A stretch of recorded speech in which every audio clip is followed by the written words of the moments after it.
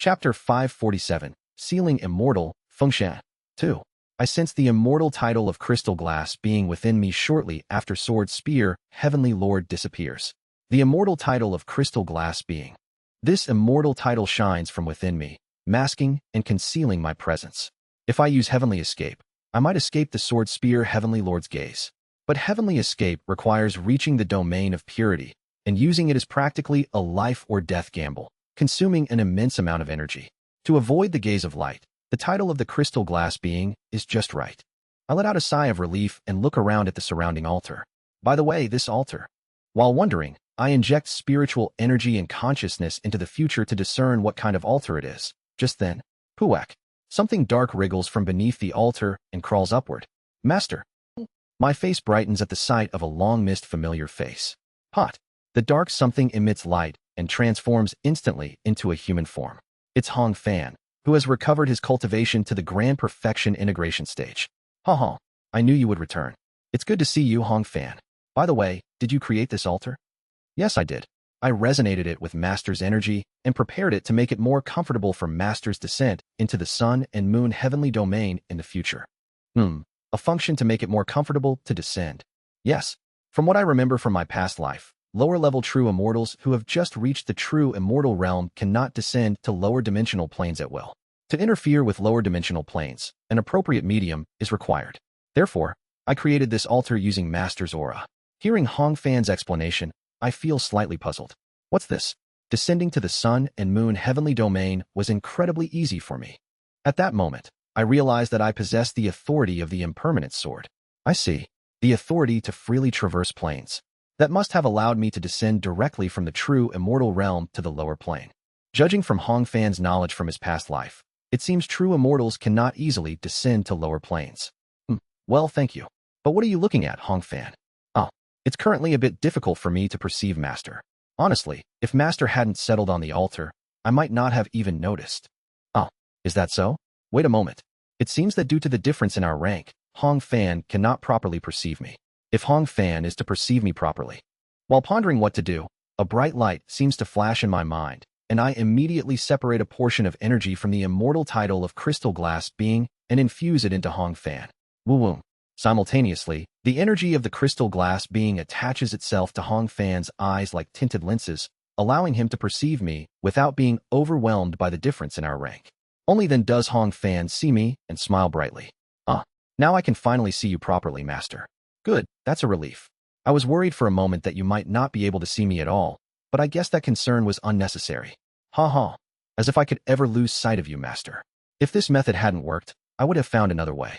I will never lose sight of Master, so please do not worry. Reliable as always.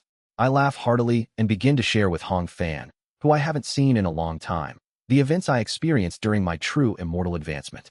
By the way, during my advancement to true immortality, I realized my fate. Pardon? Is that true? Congratulations. What is this fate?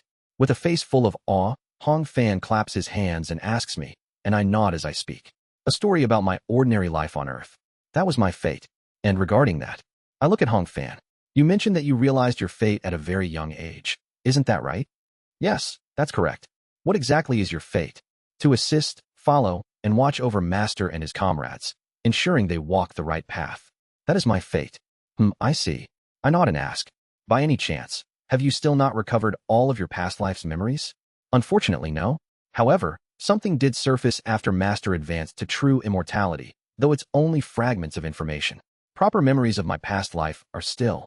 I see. There's something I felt when I realized my fate. Realizing one's fate is one of the conditions for becoming a true immortal.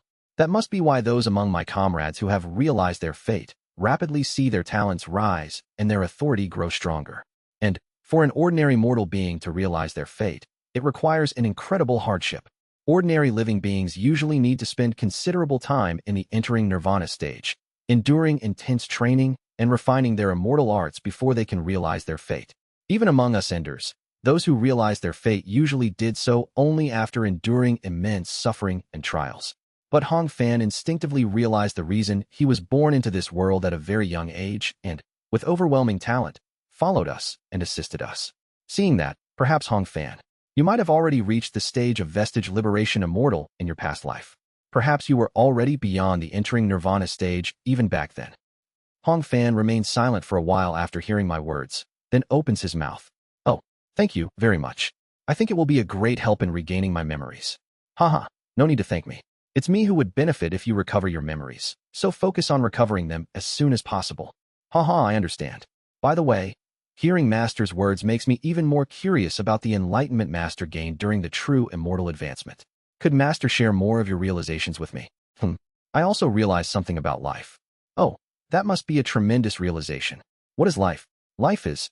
I look at Hong Fan, who eagerly awaits my teaching, and share the answer I have come up with. Life. Hong Fan looks up at the sky briefly at my words, then back at me. It seems my joke wasn't very amusing, judging by his slightly baffled expression. Ahem, sorry. That was a joke. In truth, what I realized about life is, I don't really know. I mean, how much could I possibly understand about life? Now, let me tell you my proper enlightenments from advancing to true immortality. I pass on the phenomena and enlightenments I experienced during my true immortal advancement to Hong Fan. After carefully listening to my enlightenment, Hong Fan expresses his deep gratitude. Thank you, Master. This will serve as a great milestone for my future advancement. It's me who is proud to have you under my command. Grow strong and become a great strength for us. At my praise, Hong Fan smiles faintly and bows to me. I shall accept the command, Ming, fate/life. Good. By the way, I ask Hong Fan a question. How much time has passed since then? Having caught up with Hong Fan, who I haven't seen in so long, it's now time to discuss more constructive matters. How much time has passed since my battle with Bloodine? 3,000 years. 3,000 years have passed. 3,000 years. A time that could be considered long if long, or short if short. Has enough time passed for one Yang Sujin to reach a conclusion? What is the current situation in the Sun and Moon heavenly domain? I am not entirely sure, but several true immortals from the Heavenly King heavenly domain are roaming the Sun and Moon heavenly domain with their main bodies. It looks like they are searching for Master or other things. Also, cedarwood painting is currently being overseen by one of the disciples of the Northern Dipper 7 Heavenly Lords, Sacred Master Yeo Y, who reduced her cultivation to the Sacred Vessel stage and took on the Sacred Master position. Oh good. What about the other entering Nirvana true persons? Most of them are currently in a dormant state, recovering their bodies. Have there been no other brats who advanced to true immortality besides me? There seems to be no one. Tisk, even though I personally assisted them in their true immortal advancement, they still failed. How pitiful. Clicking my tongue, I extended my hand towards Hong Fan. Come inside. For now, I must observe the Sun and Moon heavenly domain. Yes, but Master must be cautious not to be detected by the true immortals of the Heavenly King heavenly domain. I understand. Don't worry about that. Now then, Sururuk. After tucking Hong Fan into my sleeve, I prepare to use the ground shrinking technique to leap towards cedarwood painting. Let's go. Pot. In the next moment. I have moved just one step. Master, have we arrived at cedarwood painting? I haven't used the ground shrinking technique yet. Wait a moment. After finishing my words, I attempt to use the ground shrinking technique again. Step. But it's the same. The ground shrinking technique does not activate. No, what is this? Frowning, I begin to draw out attraction force to properly use the ground shrinking technique. I'm going, and then, clang, crash, I leap from where I stand, only to be thrown down by some strong force tightly binding me. Kook, this is... I can understand falling because my body still isn't accustomed to the plane of chi. However, the ground shrinking technique not activating like this seems to have another cause. Something strange? I firmly adjust my posture and grip the void with my hand again. I try to twist space-time with attraction force, but instead of space distorting, all I hear is the faint sound of dust blowing in the wind. Attraction force is not wavering. Woodaduk. Hong Fan. Something is strange. I flick Hong Fan out from my sleeve and ask a question.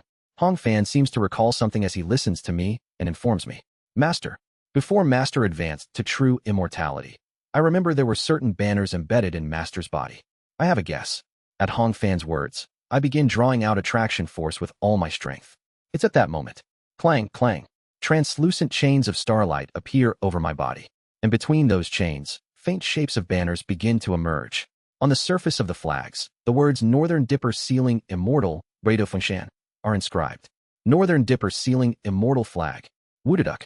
The immortal treasures of the Northern Dipper 7 Heavenly Lords are still embedded in me. It's fine, if it's only this much. If I unleash the power of the 3 great ultimates. I attempt to unleash the power of the 3 great ultimates and summon their form. Clang. However, the moment I try to release my energy, The power of the Northern Dipper Sealing Immortal flag constricts me even more tightly. What's this? The power of the seal has become even stronger than before. This is... I understand what is happening. The authority of the Northern Dipper Sealing Immortal flag has partially fused with me, who has advanced to true immortality, and its restraining power is now even stronger than during the entering Nirvana stage. This is... Northern Dipper 7 Heavenly Lords, those bastards. In the plane of true immortals, my power remains intact. However, upon descending into the Sun and Moon heavenly domain, my power is instead severely restricted.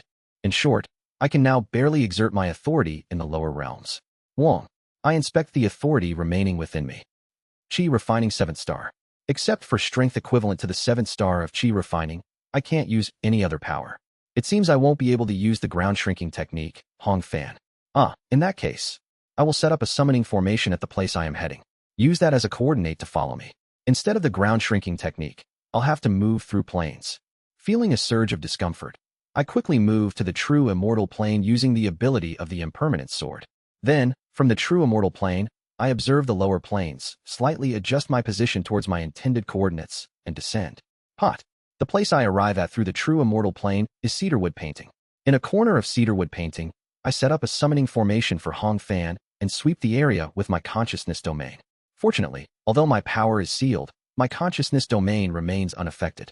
However, using the impermanence sword to descend the power of my consciousness domain to a lower plane and exceed the strength of the Qi Refining 7th star is impossible. This is so inconvenient I'm going mad. Northern Dipper 7 Heavenly Lords, those bastards. Grinding my teeth, I wait briefly for Hong Fan. Soon, light emerges from the summoning formation, and Hong Fan is summoned. Hong Fan, let's head to Glass Cedarwood Mountain and Cedarwood Painting.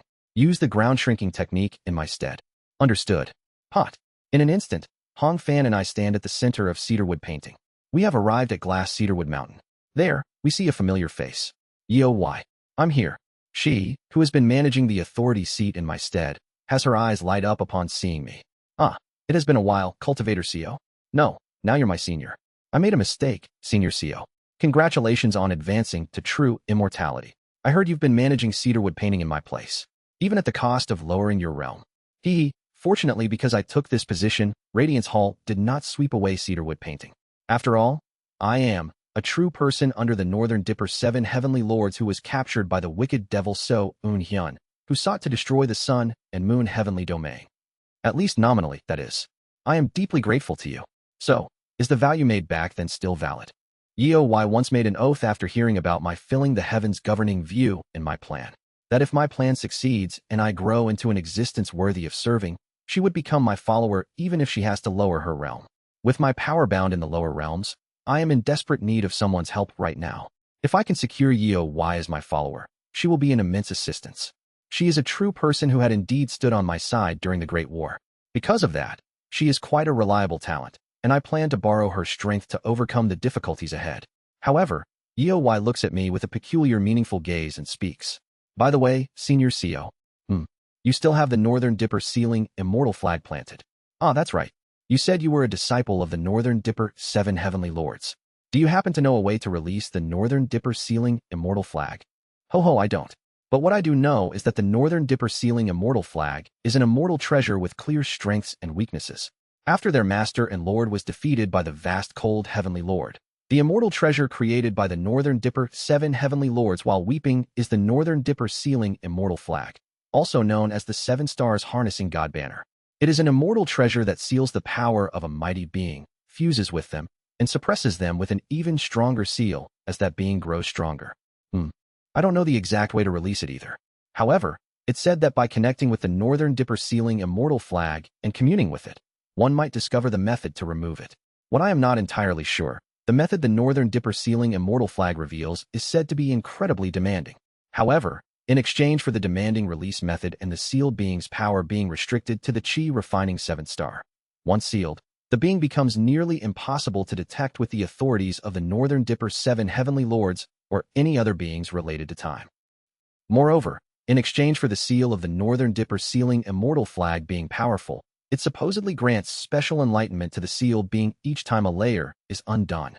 Though that's just a rumor, so I don't know if it's true. I nod as I take in the information from Yeo-Hui. Then, I ask her a question. Why is your speech getting shorter and shorter? TL. Meaning why is she getting more informal? Ho ho ho. Compared to 3,000 years ago, you seem pathetically weak. Do I really have any reason to respect you as my senior? Back then, I was thinking of siding with you. But if the seal of the Northern Dipper sealing Immortal flag has become this strong, the story changes. While beings tied to time cannot find you, you coming right up to me in the dimension I oversee as a sacred master changes things again. It rather seems more beneficial to capture and offer you to the Sword Spear Heavenly Lord, who is currently searching for you. Tell me, am I wrong? Kugagugagu. Yeowai's presence begins to grow. With your current pathetic level of power which barely reaches the 7th star of chi refining, do you dare think you can resist me? Now then, shall I repay the humiliation of that day? Her face changes into that of a goblin, her arms unfolding while morphing into bird-like wings as she starts to draw upon the authority of cedarwood painting. She is a sacred master who was once a true person like Baekwon. As long as she remains within cedarwood painting, she is effectively a true immortal. And I am simply a true immortal. For managing cedarwood painting, I had intended to make you my vassal. But it seems even that grace is unnecessary. What an insolent thing. Do. I cannot use my authority in the lower realm because of the Northern Dipper sealing Immortal flag. However, the story is different for my true body, located in the true Immortal realm. I prophesize. At some point, Hong Fan seized Kim Yun's artificial stars remaining within cedarwood painting and dragged them outside. And upon the artificial stars Hong Fan pulled outside, the scene I envision is embedded. Cedarwood painting's sacred master, Yeowai, will be refined within this immortal's body and become an immortal treasure, serving for countless ages. Yeowai's fate obeys the prophecy I have spoken and begins to be pulled towards it. At the same time, I raise the artificial star imbued with my prophecy to the true immortal plane with the impermanence sword and absorb it into my body. If Yeowai wants to break this prophecy, she must escape from cedarwood painting, advance to true immortality, rise to the true immortal plane, and enter my body. Chapter 548, Sealing Immortal, 3. A cold drop of spiritual energy trickles down Yeowai's forehead. For but managingit cedarwood seems painting gevinith athaj ray santenditas downcessary make, wadi when me insolent vassal thing. Even though he's sealed, an immortal rank is still an immortal rank, I lowered my cultivation from true person to sacred master to overcome the natural disadvantage against true immortals, but, kook. While feeling the overwhelming difference in their fundamental rank distort the will emanating from her opponent, Yeowai silently begins drawing on the authority of cedarwood painting. Still, there's no need to cower unnecessarily. I, as the disciple of the Northern Dippers, know the true power of the Northern Dipper sealing Immortal flag better than anyone. An entity of the Source River. No, rather than calling her an entity, it would be more accurate to say she is treated as a slave, a mere pawn. Yet, having once learned under the Northern Dipper 7 heavenly lords, she knows. There is something all entities of the Immortal family who learn time methods feel. Whenever the lords of the time lineage employ their powers, one can feel the Source River being influenced by their authority. And Yeowai, 500,000 years ago, she felt the colossal entity, who could be called the god of time, a being that could even be considered the origin of the Source River, being utterly defeated by the vast cold heavenly lord. After that incident, which weakened the energy of the Source River, every immortal associated with the time lineage, including Yeowai, noticed something. The 7 immense wills that had arisen from the depths of the Source River. The absolute will to protect, determined to preserve the peace of the world by standing against any overwhelmingly powerful being that might be born. The vow that their master would never again suffer pain, humiliation, or disgrace. What was created by the combined powers of the 7 streams of the Source River was the Northern Dipper sealing Immortal flag. Even if it was vast cold in their youth, it would be impossible to properly use their strength if struck by the Northern Dipper sealing Immortal flag during the entering Nirvana stage. Thus, Yeowai had been waiting for Seo Eunhyun to return, just in case Seo Eunhyun turned out to be stronger than she anticipated, or if he had an unexpected trump card. She properly maintained cedarwood painting. After all, Radiance Hall once tried to sweep away cedarwood painting that can be considered Seo Eunhyun's achievement back to its original form. Had Yeowai not petitioned, claiming, I have suffered severe torment at the hands of the vile Seo Eunhyun, and my cultivation has regressed to the sacred vessel stage. I need a place for my sacred vessel cultivation. Cedarwood painting would surely have been dismantled. And by now, even Radiance Hall would have forgotten about something as trivial as cedarwood painting. If he turns out to be stronger than I anticipated when he returns, I'll simply show him cedarwood painting and join his side as originally planned, living comfortably and proudly under his protection. If I go under him, I won't have to worry about others' judgments and can indulge in ponds of wine and forests of meat.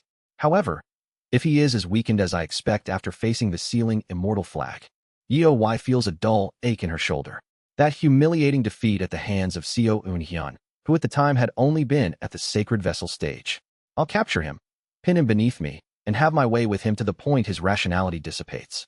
It'll feel like I'm sitting atop the vast, cold, heavenly Lord. Just thinking about it makes my spine tingle, doesn't it?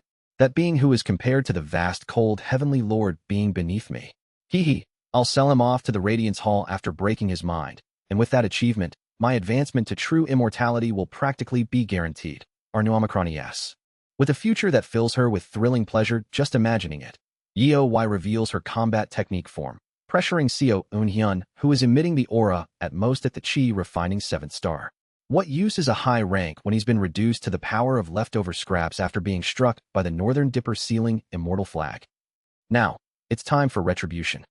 Just when she has this thought, I prophesize. What? A prophecy becomes imbued in one of the artificial stars of cedarwood painting, which had been secretly taken out by someone claiming to be a subordinate of Seo Eun-hyun. The prophecy depicts a scene where Yeoi is captured and drawn inside Seo Eun-hyun's body, where she is refined and reborn as his immortal treasure, hanging upside down for endless eons. What is this? Kurururu. The entire cedarwood painting trembles violently under Yeoi's will. She widens her eyes as if she has been struck on the head. What is the meaning of this? She cannot comprehend. How is it possible for someone struck by the Northern Dipper sealing Immortal flag to use prophecies? And not just anyone, but someone who has only just advanced to true immortality and only recently gained their consciousness afterward? This makes no sense. Anyone struck by the Northern Dipper sealing Immortal flag shouldn't be able to use attraction force or explosion. Just how on earth did this happen? The Northern Dipper sealing Immortal flag seals the authority of the 3 planes, leaving even true immortals to wither and die. Just how is something like this even possible? Yeoi reels, overwhelmed by a sense that the common sense she knows is being overturned. Just how? Is it possible to use prophecies? Are you telling me he is transcending the 3 planes and drawing forth the power of prophecies from somewhere else? But she is even more horrified by what happens next. What? The artificial star containing Seo Eun-hyun's prophecy transcends the plane of fate and rises to a higher plane. At that moment, she begins to grasp the situation. Damn it. The artificial star entered his body at a higher plane. Yeoi glares at Seo Eun-hyun with cold spiritual energy trickling down her body. He's cunning. Just where did someone who only recently advanced to true immortality learn how to wield prophecies like this? This kind of precision is impossible unless he received personal one-on-one guidance from someone like a great net immortal. Kururu. Her attraction force begins to be subordinated and drawn towards Seo Eun-hyun. And no, this can't happen. Gritting her teeth, Yeoi stretches out her arm towards Seo Eun-hyun. Wadudaduk. The space-time around Seo Eun-hyun appears to warp and collapse. But that's all. Pot. Seo Eun-hyun so very effortlessly permeates her attraction force, curses, and binding spells as he approaches her. Why you? You. How dare you? What kind of sorcery are you using? Seo Eun-hyun draws closer. The entire Middle Realm is swept into a storm under Yeoi's authority. Countless bolts of lightning rain down on Seo Eun-hyun. 10 billion antimatter bombs simultaneously detonate in front of Seo Eun-hyun, dyeing the area with light. Stay back. Don't come closer. Why you bastard? You bastard. Wait. Daoist Seo, Senior. Elder. Please listen to what I have to say for just a moment. It's useless. No matter what attack she throws, Seo Eun-hyun, despite only emanating the aura at the 7th star of Chi refining, passes through everything and continues approaching her with an unbothered demeanor. Yeoi realizes what is happening. This insane. He's freely crossing planes. Sure, sacred vessels can somewhat freely move across the 3 planes of Chi, Soul, and Fate. But how is a true immortal able to move up and down from the true immortal plane at will? This is the pinnacle of absurdity. Confronted by the power to freely traverse planes, Yeoi feels like her mind is about to collapse. Finally, when Seo Eun-hyun arrives in front of her and grabs her shoulder, she realizes, I see. The Northern Dipper 7 Heavenly Lords made a mistake. Recognizing the despairing truth, she lets out a hollow laugh.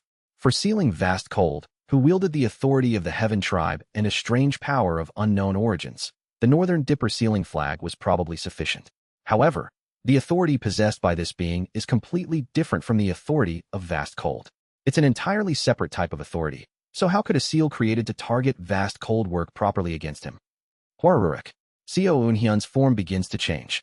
His aura still remains no higher than Chi refining 7th star. However, his appearance alone transforms into something bizarre. Something in the form of a candle flame, where glass and auroras writhe, as if alive, flickers in front of her. The mysterious light, seemingly a combination of glass, true fire, and auroras, conveys its will to Yeoy. Come. She lowers her gaze. There is no way. She cannot escape. The fate prophesied by Seo Eunhyun has already arrived right before her eyes. She cannot escape. I beg thee to remember that this junior protected cedarwood painting from Radiance Hall for 3,000 years. After finishing her words, Yeoy steps into the enormous light that has approached her. Wereruruk. The intense glass, true fire greets her, and the massive world at the level of a middle realm swallows Yeoy whole.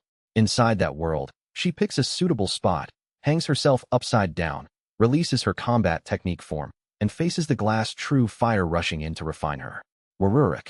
I revert to my human form and observe Yeoy, who now resides within my main body. Yeoy is currently undergoing refinement within the true immortal plane, housed in my true body. I temporarily raised her to the true immortal plane. In the past, Zhongli also did something similar to me. At the time when I called Zhongli's name, she summoned me into a strange space and bestowed her blessing upon me. After receiving that blessing, I was cursed with lightning transformation and had to spend the entire 16th cycle roaming with Hong Fan, focusing on breaking the curse.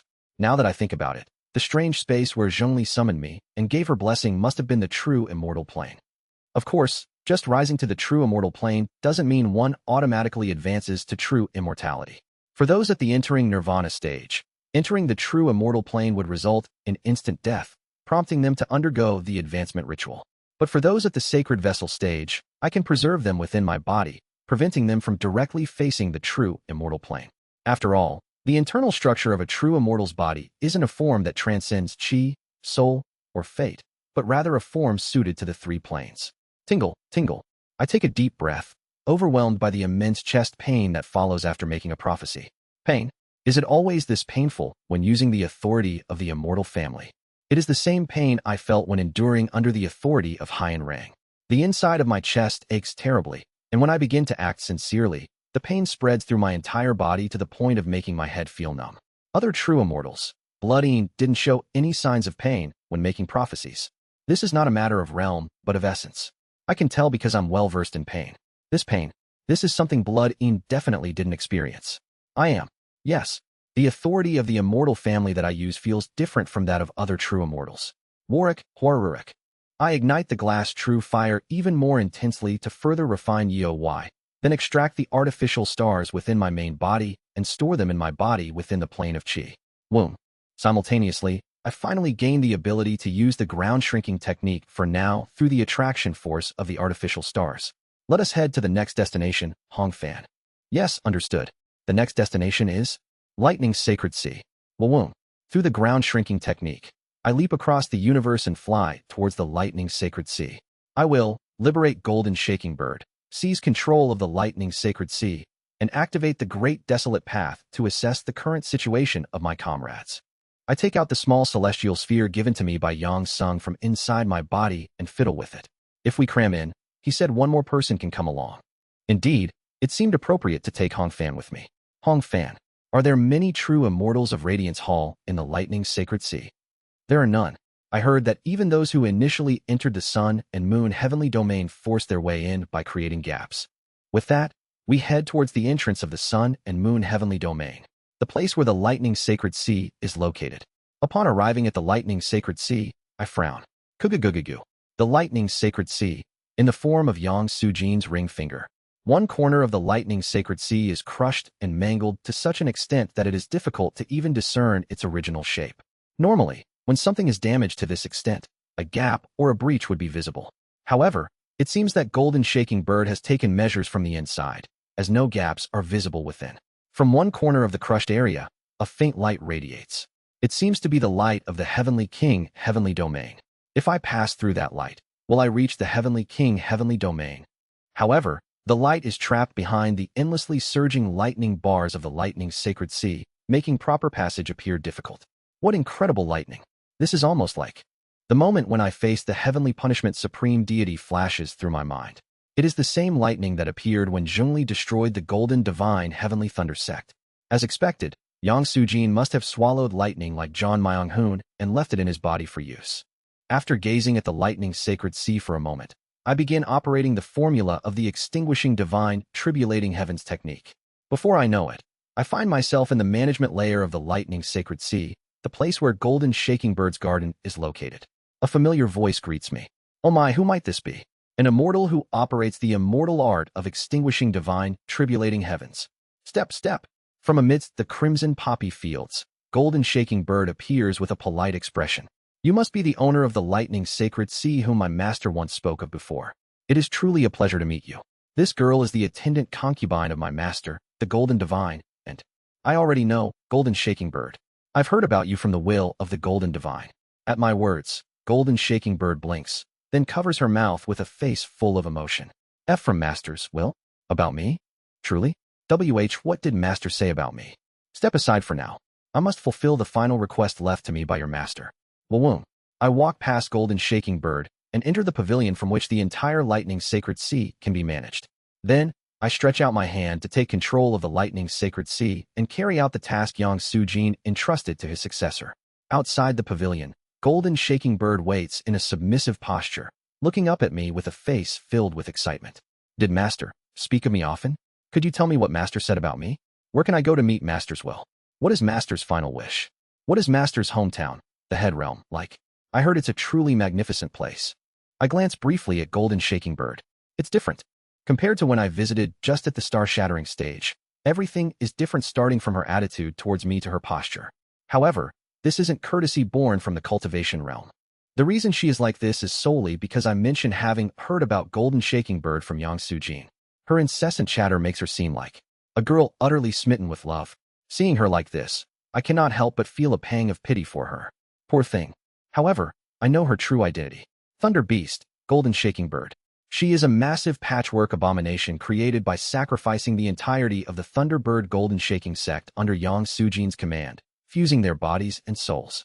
Even now, the countless cultivators of the Thunderbird Golden Shaking sect likely exist within her, unable to live or die, yearning solely for Yang Sujin. Your request, I will fulfill it. The purpose of the Lightning Sacred Seas Tower of Trials is ultimately to gradually disassemble Golden Shaking Bird and liberate the countless souls and bodies of Thunderbird Golden Shaking Sect's cultivators that are intertwined within her. Moreover, Yang Sujin stated that if one knows the method, it is possible for his successor, after taking control of the Lightning Sacred Sea, to disassemble her instantly and release her from her status as a Thunder Beast. Save Golden Shaking Bird. That was Yang Sujin's will. Farewell, Golden Shaking Bird.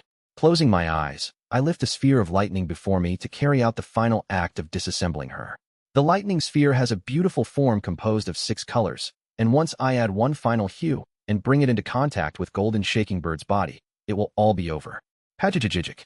Following the formula Yang Sujin gave me, I focus my consciousness to create black lightning. However, creating black lightning proves far from easy, and what forms instead is, uncomprehendingly, transparent lightning. Damn it.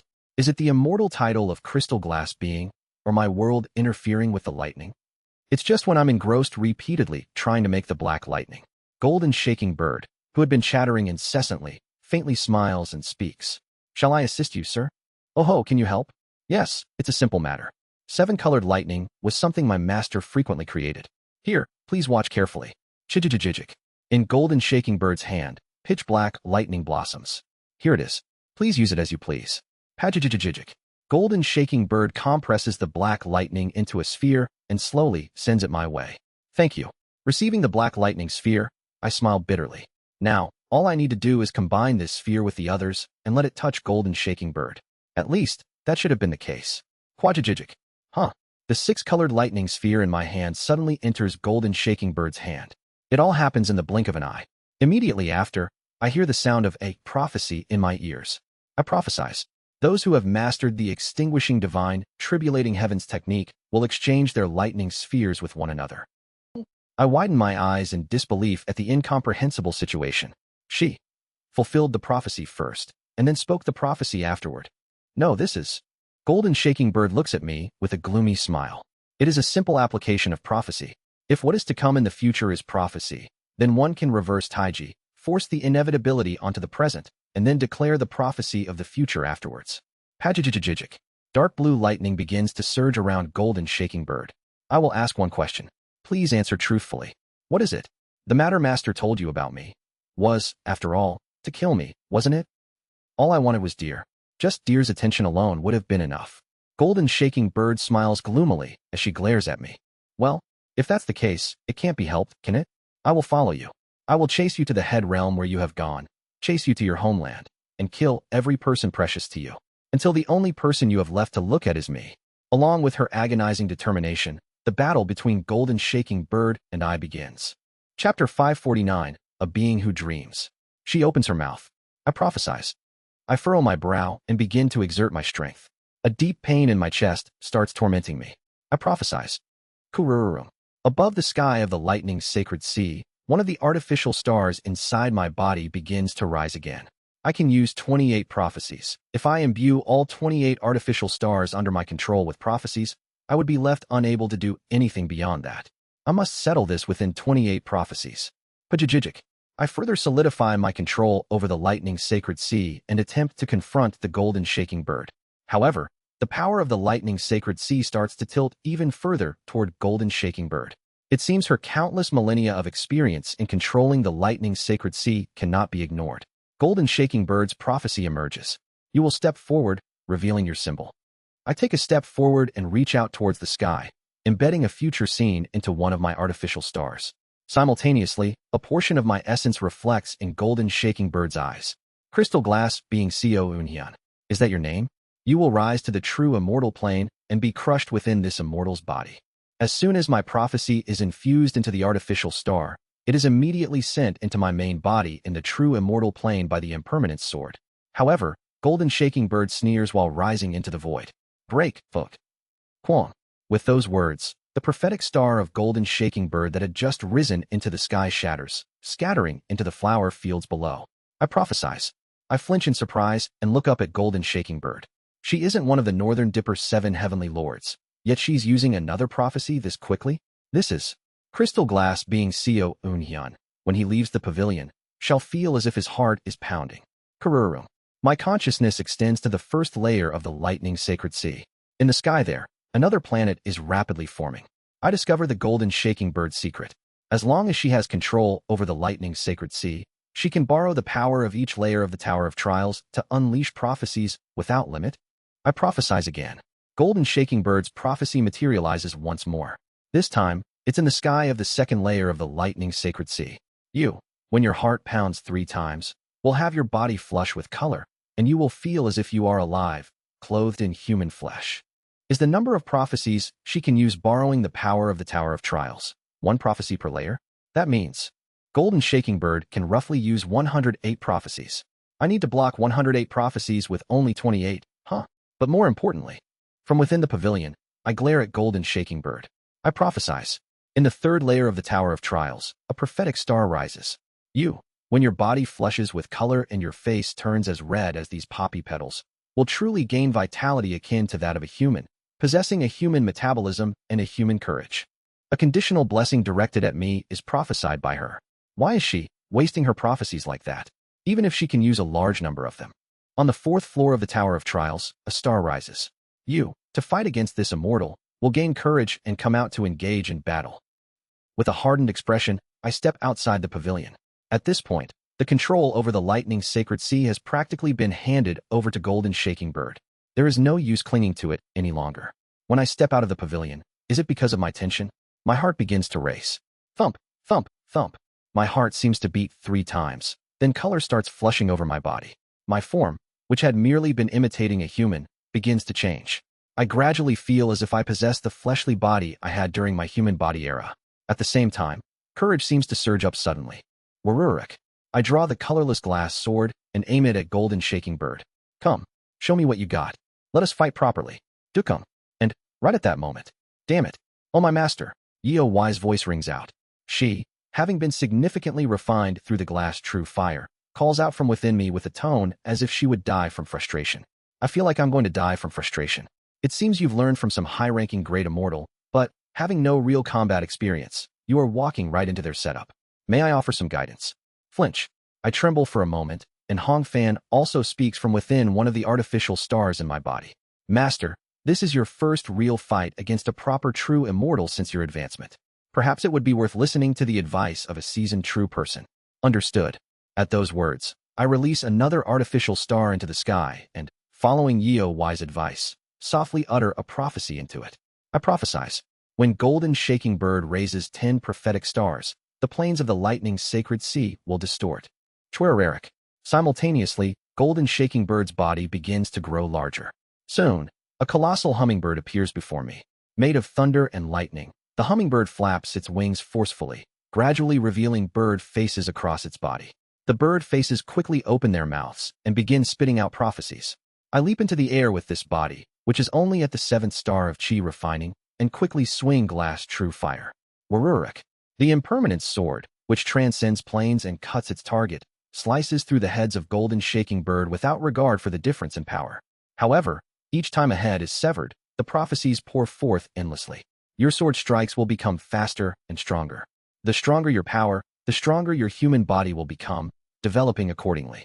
The developed flesh will age as much as you swing your sword. Yet, its sharpness will not fade easily. You will succeed in inflicting a severe wound on this immortal with a powerful strike. Kururum. With a single slash, my sword splits Golden Shaking Bird's body in half. But Golden Shaking Bird merely smirks before collapsing on the spot. Her body, formed of lightning, shatters into countless fragments and dissipates into the surrounding environment. I succeeded in destroying Golden Shaking Bird's physical body. However, I frown. I prophesize. The aged you will feel death drawing closer and closer. Thump, thump, thump. My transformation body, aged completely due to Golden Shaking Bird's prophecy, hears the thumping of a heartbeat. At the same time, I feel as though I could die at any moment. Once again, I prophesize. You will find this immortal's presence, deliver your final strike, and half your fate will be complete. Ming. Pot. Through my sense of Qi, I detect the presence of Golden Shaking Bird. Dragging my decrepit and aged body, I move swiftly like the wind and find a lump of flesh growing in a corner of the poppy field. I grip the colorless glass sword tightly. Even after killing the body and cutting off the escape route for the soul, she revives so easily. A simple sword strike will not suffice. So, the impermanence sword is infused with a black aura. Impermanence sword. Twin flowers. Black impermanence. A colossal curse giant emanating black aura emerges from the impermanence sword and slams its palm towards Golden Shaking Bird. Jiung. The overwhelming aura of curses and pain is absorbed into Golden Shaking Bird, and her screams echo across the entire lightning sacred sea. Kaiawea. Once again, I killed her physical body and completely crushed her soul. I even prevented her from moving to a new body for resurrection. But, once again I prophesize. Once again, a lump of flesh rides behind my back, and Golden Shaking Bird begins to grow anew. Thousands of lightning spells blanket the sky of the flower fields. A rain of lightning begins to fall.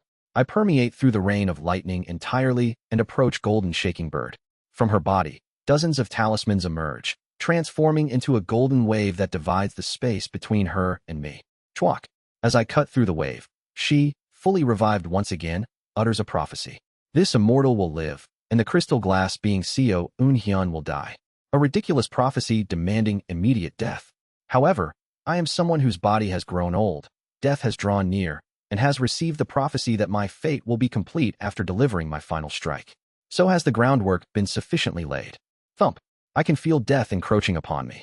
Using restricted prophecies to gradually lay the groundwork, then guiding the opponent into the scene they desire. This is what battles amongst true immortals are. Then, Kun. Raising my dead body that is collapsing on the ground, I stare at Golden Shaking Bird. There is panic in Golden Shaking Bird's eyes. What? Your fate has been completed. So how? Through the prophecy, you should have been forcibly dragged into the domain of the underworld. Death. Death, huh? I grin and lift the colorless glass sword. It feels as though a plum is in my mouth. At some point, chest pain has completely overtaken my entire body. Twisting the principles of the world with my heart, I let out a grin. I'm rather good at enduring, you see. A prophecy laid out with this level of groundwork doesn't scare me at all. If anything, the time when Chongmun Ryong stuffed a plum into my mouth and withered my body to the brink of death over numerous days was far more painful and grueling. A death brought about by this kind of groundwork can never send me to the underworld. Huh. The prophecy bestowed upon me by Golden Shaking Bird is outright negated. Quong. As the prophecy twists, The star of prophecy that golden shaking bird conferred to me explodes. Kahook. Kuhiohik. Golden shaking bird staggers backward, coughing up a handful of crimson spiritual energy. It seems the negation of her prophecy brought an overwhelming shock. Kugagugagu. I perceive that the planes around me have become distorted. Golden shaking bird's prophetic stars now number 10. The prophecy I laid as groundwork has been fulfilled. I prophesize. Wawoom. Another artificial star begins to rise into the sky. Wait, master. It's still a bit early. It's fine. If golden shaking bird returns the sphere of lightning she received from this immortal, the distortion of the planes shall be normalized. However, should she refuse, the distortion of the planes shall accelerate even further. A choice is forced upon golden shaking bird. As I utter another prophecy, the chest pain intensifies. Yet, since the choice has now passed to golden shaking bird, the pain feels considerably lighter. So this is what it feels like to enforce a price. True to the teachings I learned from Blood-een, golden shaking bird distances herself from me and chooses the latter. This should do it, right? Through golden shaking bird's choice, my prophecy is realized. The planes of the lightning sacred sea's management layer begins to distort wildly and bizarrely. Yes, well, fine. Master's adaptability is great. Yeoy clicks her tongue and grants her approval, while I utter the two prophecies I had prepared in advance. Two artificial stars rise into the sky. I prophesize. The lightning sacred sea shall properly welcome the descendant of the golden divine, who has mastered the extinguishing divine, tribulating heavens technique. The lightning sacred sea, where two immortals are currently dancing, shall for a brief moment become like the true immortal domain. Kururu. The already distorted planes completely lose their function. Simultaneously, for the briefest instant, the battlefield between golden shaking bird and I transforms into the true immortal realm. Do you really think your desperation will allow you to defeat me? Golden shaking bird charges at me, a monstrous entity that flows like a river with thousands of bird heads. That seems to be golden shaking bird's true form. She spews out countless prophecies from her thousands of heads as she swiftly closes in on me. I, gazing at golden shaking bird who is rushing towards me, raise the impermanence sword. As the impermanence sword overlays onto the colorless glass sword, which has changed into glass true fire, the colorless glass sword begins to blaze even more fiercely. I slash downward. That alone will be sufficient. In this battle, I prophesize for the last time. With calm eyes, I watch golden shaking bird's true form rushing at me. The countless prophecies she utters weigh down my body and gradually sap away my strength. But it doesn't matter. From the moment I laid the groundwork up to here based on Yeoy's advice, golden shaking bird was already defeated. Forget the golden divine entirely and achieve enlightenment, spirits of the thunderbird golden shaking sect. Otherwise, this immortal's true body shall descend upon this land. A choice is given to her. However, the first option is undoubtedly one she can never accept. Thus, the choice she will make is, descend if you dare. I fought not in the true immortal domain, but here in the lightning sacred sea because I cherish my master's land. Yet, you think someone like you, who has clearly just recently advanced, can defeat this immortal with your. My true body descends. True. And with that, this battle ends. Body. A single downward slash. That is all it takes. My true body stands behind me and adds its power to the strike. The true body of golden shaking bird. And the countless prophecies spoken from her lips. Her prophetic stars. All of them burst apart simultaneously. Golden shaking bird frantically regenerates her body. However, she no longer dares to reveal her true body. Her true body shrivels under my presence, leaving only her transformation body behind. Golden shaking bird looks up at me as if in disbelief. Horroric. A milky white candle flame that burns as if alive, fused from glass and aurora. My human form is absorbed into that candle flame. Yeoy snickers within me, mocking golden shaking bird, while Hong Fan is already celebrating my victory. Golden shaking bird only stares up at me with a blank expression. How? To someone who just advanced. I transform into my combat technique form. The size of this vestige liberation immortal is great net. Before she can finish her words, I throw a punch. Quong. Golden shaking bird's body bursts apart. But that is not all. The entirety of the management layer. This entire world, filled with poppy flowers, collapses. Kururu. There is no longer any need for martial arts to deal with golden shaking bird. Though I am at the level of chi refining 7th star after descending into the lower realm, my true body in the true immortal domain is feared enough to be called the return of the vast cold heavenly lord, striking terror into the radiance hall. Quong. Once again, I approach golden shaking bird and throw another punch. With just that, she is miserably flung away and crashes straight into the location of the Tower of Trials. The layer where the Tower of Trials resides. I carefully avoid touching the immortal treasure great desolate path, grabbing Golden Shaking Bird by the face and smashing her into the 99th layer of the Tower of Trials. The Thunderbee Queen senses her mother's danger and charges toward me. However, as soon as the Thunderbee Queen, still at the entering Nirvana stage, locks eyes with me, something resembling both a candle flame and a blade begins to sprout all over her body, transforming her into a mountain made of glass right where she stands. Since she is not a true entering Nirvana, she narrowly avoided advancing to true immortality. However, unless I permit her to regain her original form, she will live out countless eons neither dead nor alive, existing forever as a glass sword mountain. I prophesize. Golden Shaking Bird casts a star of prophecy on the lower layers. A prophetic star rises on the 30th floor, revealing a scene. I lift her by the face and momentarily hold her up before slamming her back down onto the floor of the 99th layer. Qualm. The Tower of Trials splits in half. I slam Golden Shaking Bird's body into the ground of the first layer of the Tower of Trials, shattering all of the prophetic stars she created. As the stars of prophecy are destroyed, she again pours out crimson spiritual energy, trembling. Chi-yi. It's over. I look down at Golden Shaking Bird. Now, it seems she no longer has the strength to even lift a single finger. With a blank expression, she sheds tears while staring up at the sky. Pajajajijic. With a flick of my hand, the lightning sphere she took is drawn back into my hand. I take out the black lightning sphere she created. For some reason, the black lightning sphere in my possession has turned more than 90% colorless. I scatter the colorless portion and absorb the black lightning into the lightning sphere, completing Yang Sujin's secret art. Pasasasasa. The body of Golden Shaking Bird, which has been utterly wrecked by me, begins to gradually collapse.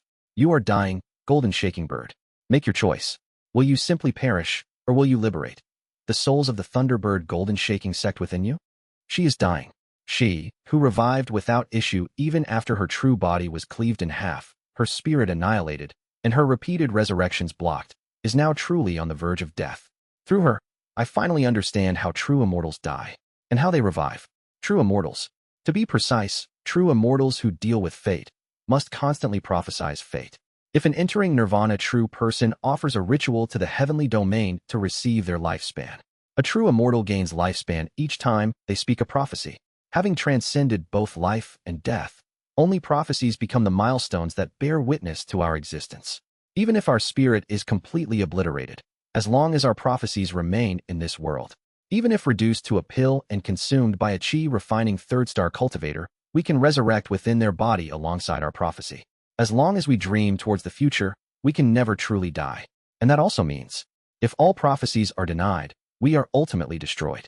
Thus, Golden Shaking Bird, who has been trapped in the lightning sacred sea and had no chance to leave prophecies elsewhere, now finds every one of her prophecies shattered and obliterated by me. I will die like this. The vengeful spirits of the Thunderbird Golden Shaking sect, I will not release them. Chijijijic. I lower my rank slightly and sternly question her with my physical voice. Why? Yang Sujin wanted this. And then, she screams. I too wanted it. Tears flow from Golden Shaking Bird's eyes. We too wanted him. We knew. Golden Shaking Bird sobs bitterly. We knew. That master went to die. We wanted him to live. If not that, then at least to die together with him. But until the end, until the very end, he acted as he pleased. Even after death, he still does so. You must already know, don't you? Since if someone other than Master's direct disciples or Thunder Beasts learns the Extinguishing Divine's Tribulating Heavens technique, they can meet Master's lingering remnant. And the condition for meeting his lingering remnant is for Master to have completely perished from this world. She cries. From the moment you appeared with the Extinguishing Divine Tribulating Heavens technique, I suspected it. I just wanted to go to the head realm and throw myself to die. But why? Why? Would he make it so that I, who yearns for Master this much, could not even die? Why? Golden Shaking Bird wails. Why did you abandon me? My master. Golden Shaking Bird is not the only one weeping. Every being of the Thunderbird Golden Shaking sect, every spirit that once followed the Golden Divine wails sorrowfully from within, yearning for him. Please, kill me like this. He always acted as he pleased to the very end. So, at the very least, I don't want my final act to go according to his will. Please, grant me this one last mercy. Pajajijic. I look at the lightning sphere and let out a low sigh. Then, letting out a deep groan, I scatter the sphere of lightning. Are you granting mercy? This is not mercy. I step closer to Golden Shaking Bird. I am sorry, Yang Sujin. I will give you a chance. I will deceive your subordinate. This is the least I can do as someone from the same earth. I don't need it. A chance to witness the return of the Golden Divine. It seems the heavenly domain I will head to after finishing matters in the Sun and Moon heavenly domain has already been decided. The first heavenly domain I will visit is the Bearing Tree heavenly domain, the place where John Myung-hoon resides. Take my hand. At my words, Golden Shaking Bird blankly stares at me. I will take you to where your dream lies. Tears begin to fall from her eyes. For a true immortal who deals with fate, they die when they can no longer dream. So that a true immortal who has lost all her dreams can hold on to one, I decide to hand over a faint glimmer of hope. Chapter 550, World of Sun and Moon 1. Kururum. The sky above the lightning sacred sea momentarily darkens with storm clouds before the authority over it completely falls into my grasp. After taking control of the lightning sacred sea, I use the extinguishing divine, tribulating heavens technique to prove my status as the successor of the Golden Divine and release Golden Shaking Bird. Passasasasak. It seems she had been borrowing quite a bit of strength from the lightning sacred sea. The aura of the Golden Shaking Bird weakens slightly. She, while weakly slipping on soft socks and floral shoes to cover her delicate feet, speaks. If you've lied to me, I will bestow upon you the greatest misfortune I can muster and then self-destruct. Crystal Glass being old man. An old monster that's lived for 120,000 years dares to call me, who's lived barely over 10,000 years, old man. Clicking my tongue at her choice of address, I reply, try coming up with a different form of address other than old man. Understood, Elder Crystal Glass being. In any case, I mean what I say. We Thunder Beasts were originally created to curse our opponents. I am confident in my curses, so do not give me a reason to hold a deep grudge. Elder. Fine, I understand. But there's nothing to worry about. I swear upon the owner of names, the name of the immortal beast Pangu. He is an entity who came from the same homeland as Yang Sujin, carries the same fate as Yang Sujin, and inherited Yang Sujin's techniques. I will choose to believe you. Then, first, after finishing a few matters in the Sun and Moon heavenly domain, we will head to the Bearing Tree heavenly domain to meet that brat. At my words, she asks with a puzzled expression. By the way, the Great Desolate Path cannot currently be activated. It lacks the main soul, required to function. That's fine. I show her the celestial sphere given to me by Yang Sung. I know that the Great Desolate Path is an immortal treasure modeled after the South Polar Ritual Treasure. This artifact was personally given to me by the South Polar Ritual Treasure himself. With this, I can activate the Great Desolate Path. The South Polar Ritual Treasure. So it's Yang Sung's split soul. If this is consumed, it could allow two individuals to leap across a heavenly domain. However, knowing Elder's personality, it seems likely that you'll bring all of those within you along. Golden Shaking Bird glances at the Hong Fan and Yeo Wai residing within my body and asks. I nod. That's true. But even so, Yeo Wai is my immortal treasure, and Hong Fan is merely at the integration stage. Surely they can fit in between you and me. As if that's possible. The standards for crossing the heavenly domain using the Great Desolate Path are strict. Each activation strictly allows one person. When the main soul of the Great Desolate Path existed, it could accommodate up to 3 people at most. The rank of the beings traveling doesn't matter. After all, it was originally an immortal treasure designed to escape the heavenly punishment supreme deity. It was specifically designed to identify distinct existences, preventing crossing the heavenly domain without proper seats. This was to prevent any possibility of the heavenly punishment supreme deity from slipping in and squeezing among the seats. After some thought, I speak. In that case, leaving Yeo Wai behind temporarily might.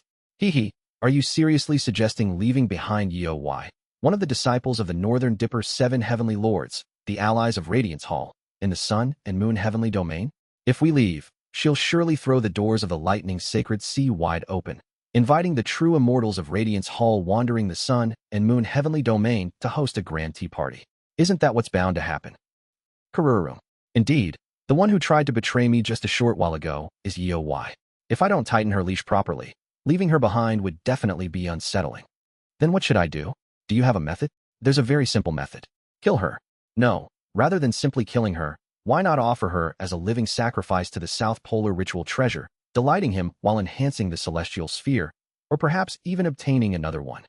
At Golden Shaking Bird's words, Yeo Wai, who is in the process of being refined, starts to convulse and desperately begs me. She may be frustrating, but she is still someone I've decided to use as my immortal treasure. I do not wish to casually discard someone I've accepted. Besides, she's a disciple of the Northern Dippers, so wouldn't offering her to Yang Sung displease him? Isn't she practically one of his own?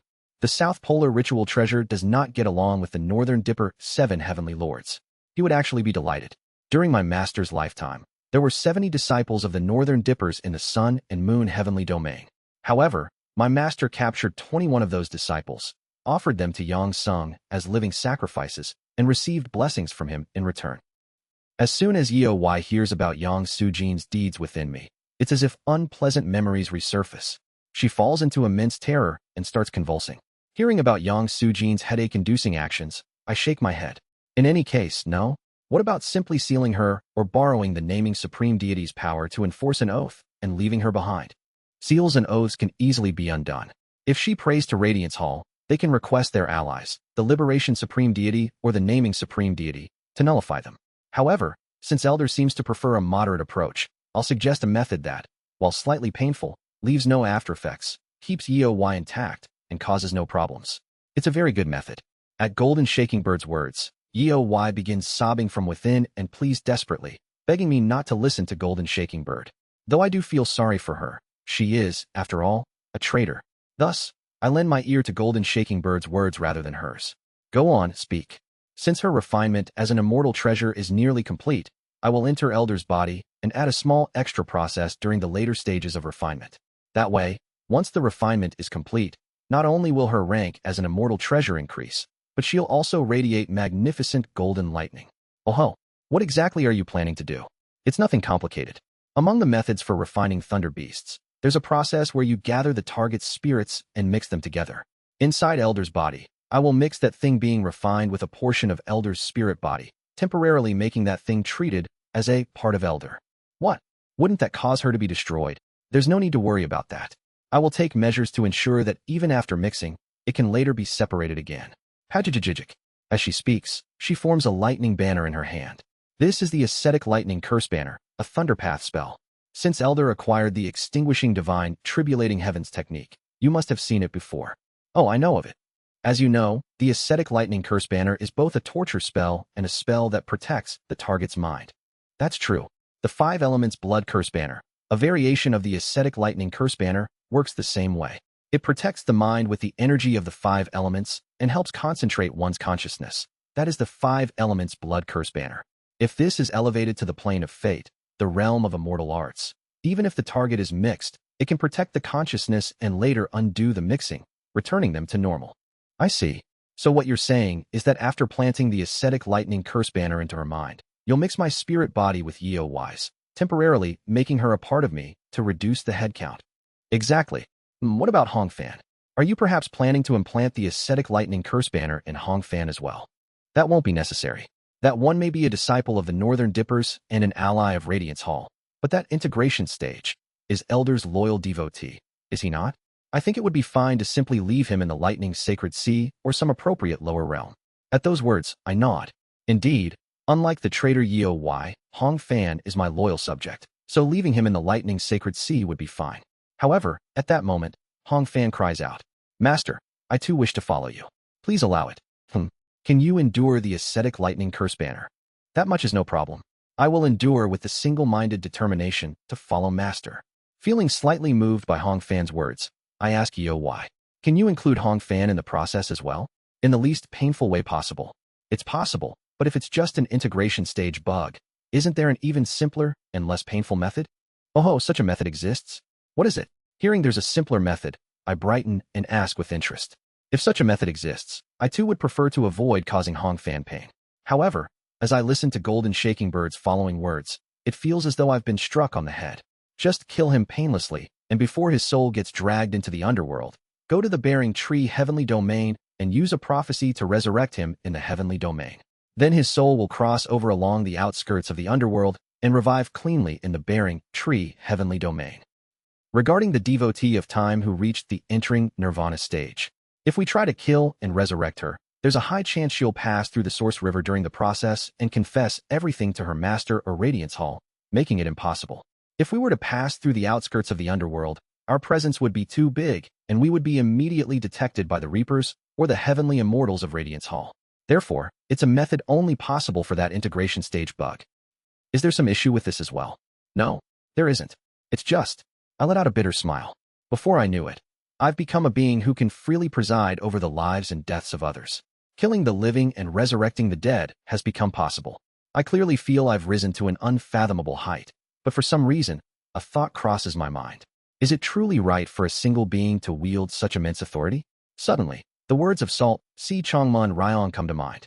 His words about cultivators obtaining excessive power. Though I intend to restrain myself with such authority. If just one of the true immortals harbors malice, couldn't they torture beings of lower ranks endlessly, killing and resurrecting them for eons? It's just that I realize once again I've become a true immortal. I see. Indeed. However, since Hong Fan might find it unpleasant, I'll ask for his opinion. Truly, is granting such power to a single existence, right? Can it really be right for beings to possess such authority? I click my tongue deeply in thought. What's the point of asking the opinion of such a bug? Don't call Hong Fan a bug. Then is elders saying to refer to the centipede as an insect? If you're going to argue like that, just call him an arthropod. Referring to him simply as a bug doesn't feel right. Elder is quite particular, I see. I stick out my tongue at the unexpected rebuttal and turn to Hong Fan to ask for his opinion. Hong Fan, I plan to momentarily kill you and then resurrect you in the bearing tree heavenly domain. Would you find that unpleasant? Even if it's a master-servant relationship, no one would like their master killing and resurrecting them at will.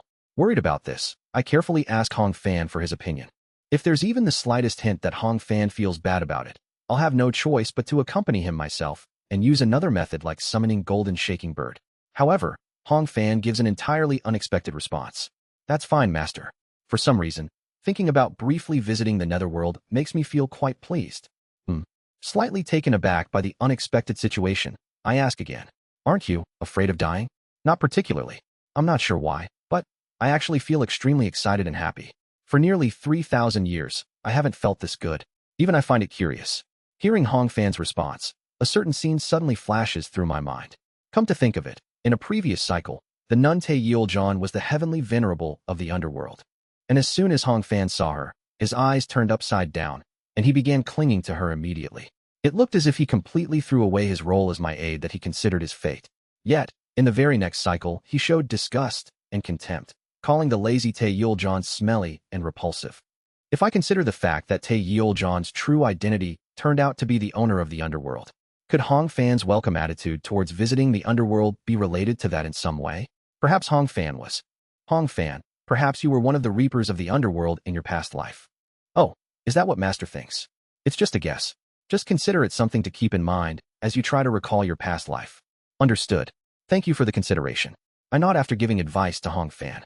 All right, since Hong Fan has agreed, we'll proceed as you suggested. For now, while I take a look around the sun and moon heavenly domain, help with the refinement inside my body. How long will the refinement take?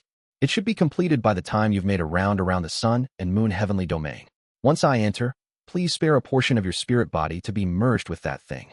Understood. Then I'll leave it to you. I accept Golden Shaking Bird into my body, and she approaches Yeo, who is undergoing refinement inside me. Ahaha. Ahaha. Golden Shaking Bird laughs madly with her eyes blazing red as she stares at Yeo, who is trapped in the prison of Seo Eunhyun's glass true fire. Who do we have here? It's been so long. Truly, it's something worth living all this time for. To think there would come a day when the vicious evil god of the Blackbird Star true sect, Tao Xingzhen, would lie beneath our feet. Yeo trembles all over, her body shaking with humiliation and fear as she looks up at Golden Shaking Bird. Why, you lowly spirits of a minor sect that once offered me sacrifices, do you dare defy your god, son? God? You mean old god? Master saved us from your tyranny and changed our sect to the Thunderbird Golden Shaking sect. Now, you're nothing more than our former master. You lowly creatures, to dare speak to your former master like Kwong. Before Yeo can finish her sentence, her head is slammed into the ground with a single nod from Golden Shaking Bird. With a face full of ecstasy, Golden Shaking Bird steps on Yeo's head with her soft foot. To think I can do whatever I want to my former master.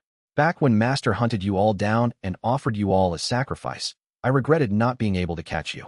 But now, such a thing has actually come to pass. You dare? You dare to me. Consider this retribution, Yeo. You took living sacrifices from us, violated and killed them, and then pretended to show generosity while bestowing us nothing but calamities. The grudge of the Blackbird Star true sect has finally come back to you. Sneer. A massive banner crackling with lightning appears in Golden Shaking Bird's hand. Wait. Though I killed them, They died experiencing pleasure. I'm saying I killed them after making them happy. Senior, please listen to my words for a moment. The lightning banner, named the ascetic lightning curse banner, rises to the plane of fate and becomes an immortal art. Smiling to the point her mouth threatens to tear, golden shaking bird tramples Yeoi underfoot as she looks down at her. The time Elder will take to circle the sun and moon heavenly domain won't be long. At most 10 days? But for you, it will be a long 10 days. Licking her lips, golden shaking bird presses the ascetic lightning curse banner, along with countless other Dharma tools made of lightning, towards the tightly bound Yeoi. Let's have a delightful time together, our former evil god, on the vast expanse of the colorless glass Sword Mountain. In that place, one laugh and one scream echo across the land. Sun and moon heavenly domain. Interdimensional void. I arrive at the 5 middle realms located there. Directly entering the bright cold realm would be too dangerous. First of all, the sacred master of the bright cold realm, Baek Woon, is a devotee of Radiance Hall, and the bright cold realm has long been renamed as the bright, light, cold realm. It's practically the stomach of Radiance Hall. If I go there, regardless of the crystal glass being immortal title, the sword spear heavenly lord could come chasing after me. Thus, I decide to save the bright cold realm for last, and send in a puppet clone instead. Then, where should I go first? Ancient Force? Nether Ghosts? True Devil? It's when I am deliberating. Suddenly, one location comes to mind. Come to think of it, the place I'm most curious about right now is that place. I gaze far into the distance, towards a certain world located at the center of the middle realms. No, to be precise, it's not exactly at the center, but rather slightly deeper into the interdimensional void than the middle realms. It is the head realm. Perhaps because I have become a true immortal, simply gazing at the outer surface of the head realm no longer brings any significant shock. It just makes my eyes ache slightly. Wawoom. I select a suitable puppet remaining inside an artificial star and overlay a powerful illusion onto it. Then, I blow my split soul into the puppet and temporarily seal the split soul's memories. Now, the split soul within this puppet is no different from an ordinary mortal. Even if it looks up at the sky of the head realm, it will sense nothing. Go. Tuck. I push the puppet clone, overlaid with the illusion of Seo Eun-hyun, towards the head realm. Golden shaking bird, Hong Fan, Yeoi. I'm sorry, but it seems it will take a little more time. Please just wait another 30 or 40 years. Haha. For beings of our level, that amount of time is no different from a fleeting instant, master. Yes, I am fine with it, elder. Yup, yup, yup. Oh, whoa, whoop, you up, hook. 3 responses reach me. Seeing that everyone seems to agree, I smile faintly and look at the puppet clone I sent to the head realm. It will meet the factions I yearn to see on my behalf. Heek. One snap my eyes open and rise from where I was lying. This place is. Looking around, I find myself in some strange cave. I get up in a panic. My head hurts. Where is this? And why am I? Suddenly, memories surface. I was definitely driving my co-workers in the car to our destination when we were caught in a landslide. Throb. That's right. I was caught in a landslide. But for some reason, when I opened my eyes, I found myself in this strange place. While I was unconscious, it feels like I had a very long dream. However, I cannot clearly recall the details of the dream.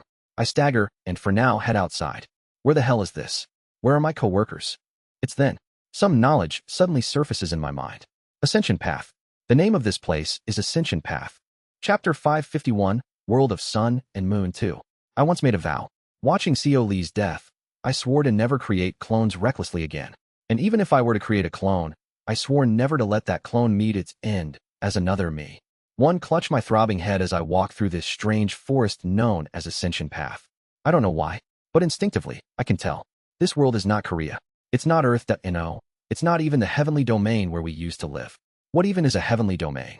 I shake my head violently, sighing at the strange knowledge that occasionally pops into my mind. Suddenly falling into a strange world, with strange knowledge in my head, and Shiraruruk. A sense of breathlessness overcomes me as I see a massive snake slither past my field of vision. It is a red snake. The red snake, with 2 heads, carries an oppressive presence so intense it feels suffocating. Its sheer girth is on par with a 2-story building. What is this? What is this? As I reel in shock and nearly collapse on the spot, the snake's gaze meets mine. The serpent flicks its tongue a few times, then suddenly widens its eyes. Why? A scream, almost human-like, erupts from the serpent's mouth. Hearing that scream, my head begins to throb and ache. Sasa? One of the snake's heads opens its mouth wide and spews out something that looks like a crimson mist. Whack! As I inhale the mist, an unbearable pain engulfs my entire body. making me feel as though I'm on the verge of suffocating. And yet, for some reason, the red snake, which had sprayed its poisonous mist to incapacitate me, stares at me with terrified eyes before fleeing quickly. Gyu, Aark, Qua. In the middle of the red mist, I force myself to move, summoning every ounce of my willpower. Each step sends jolts of pain through my body, which gradually grows more paralyzed. Simultaneously, unbearable pain crashes over me. But somehow, I manage to move. I escape the mist's range and collapse onto a patch of grass nearby, gasping for breath. It hurts. It hurts. It hurts so much. I feel like I'm dying. Mom, I think I'm going to die. Tears and mucus stream down my face as I lose control of my bladder and bowels. The substance that the snake spewed at me was that much painful and excruciating. Through this pain, I come to a single realization. This world is real. It's not a dream. This isn't some aftermath of a landslide, where I lost consciousness and began dreaming. This isn't a level of pain I could ever experience in a dream. Grinding my teeth and shedding tears, I faint. While heading to our destination with my colleagues in a car, I was caught in a landslide and fell into this strange world. What should I do now? When I come to my senses, it's night. Although my body still tingles and moving is difficult, I manage to get by somehow. I need to move my body to a safer place. Encountering a wild animal would spell disaster. As I recall how I lost control of myself earlier, I decide to at least clean myself with some leaves. However, for some reason, there are no traces of what I let out behind. What? Apparently, I was mistaken about losing control of myself. I'm sure I felt it. Whatever, for now, let's just head to that cave. Dragging my aching body, I make my way towards the cave. As I search for the cave, my thoughts become a tangled mess. Just then, light. That's right. A light is flickering inside the cave. It is a warm, flickering light, carrying with it a faintly wavering sensation. At the same time, there is a smell of something burning. A campfire. It's a campfire. Someone living here in Ascension Path must have lit it. A person. I need to make contact with a person. I need to figure out what kind of world this is. And I must find a way to escape this forest. With that thought, I walk into the cave. I manage to see a bizarre sight. It's a bear. A bear that is 3 or 4 heads taller than Chief Oh Hyunsuk and a huge stature is dressed in something that appears like a modernized hanbok with a gamtu over its head, tending to a campfire. Above the campfire is something that looks like a cauldron, and the bear is sprinkling a ton of what looks like spices into the cauldron. It seems to be cooking. A bear, wearing clothes and cooking. Then, what would the ingredients be? Next to the bear, I can see a human, tightly bound with something like rope. A bear that eats people. I have to run, but my legs won't move. Am I going to get eaten too? As that thought crosses my mind. Wah. The bear lets out a scream and charges at me like a shot arrow. It's just when I think I'm as good as dead. The bear rushes right past me and flees into the dark forest. It looks as though it saw something terrifying. The snake from earlier, and now the bear. Are they afraid of me? Feeling puzzled, I quickly move towards the prey that the bear tied up with ropes. I should free them. If the bear comes back, I won't be able to carry them and run. The prey the bear captured appears to be a woman. She's dressed in silver clothing and wears a silver-white mask on her face. Her entire body is wrapped in bandages, leaving not a single patch of skin visible. The only part of her that is visible is her long, flowing silver hair, the only uncovered part of her body. Hey, you there. Please wake up. But no matter how much I shake her, she remains fast asleep, as if oblivious to the world. What should I do? After hesitating, I decide to use a more drastic method. Slap. I slap her face repeatedly. Then, all of a sudden, thud. The mask covering her face falls off from the impact of my palm. Clang. The silver-white mask hits the ground, producing a rather loud noise. Still, she does not get up. Underneath the mask, her face is also tightly wrapped in bandages, leaving only her eyes and mouth exposed. I should hit her more, right? I feel sorry, but there's no telling when that bear, which was planning to cook and eat a person, might return. Sure, it ran away from me earlier, but I don't know why. If it comes back and realizes I'm nothing special, it will likely cook and eat the both of us.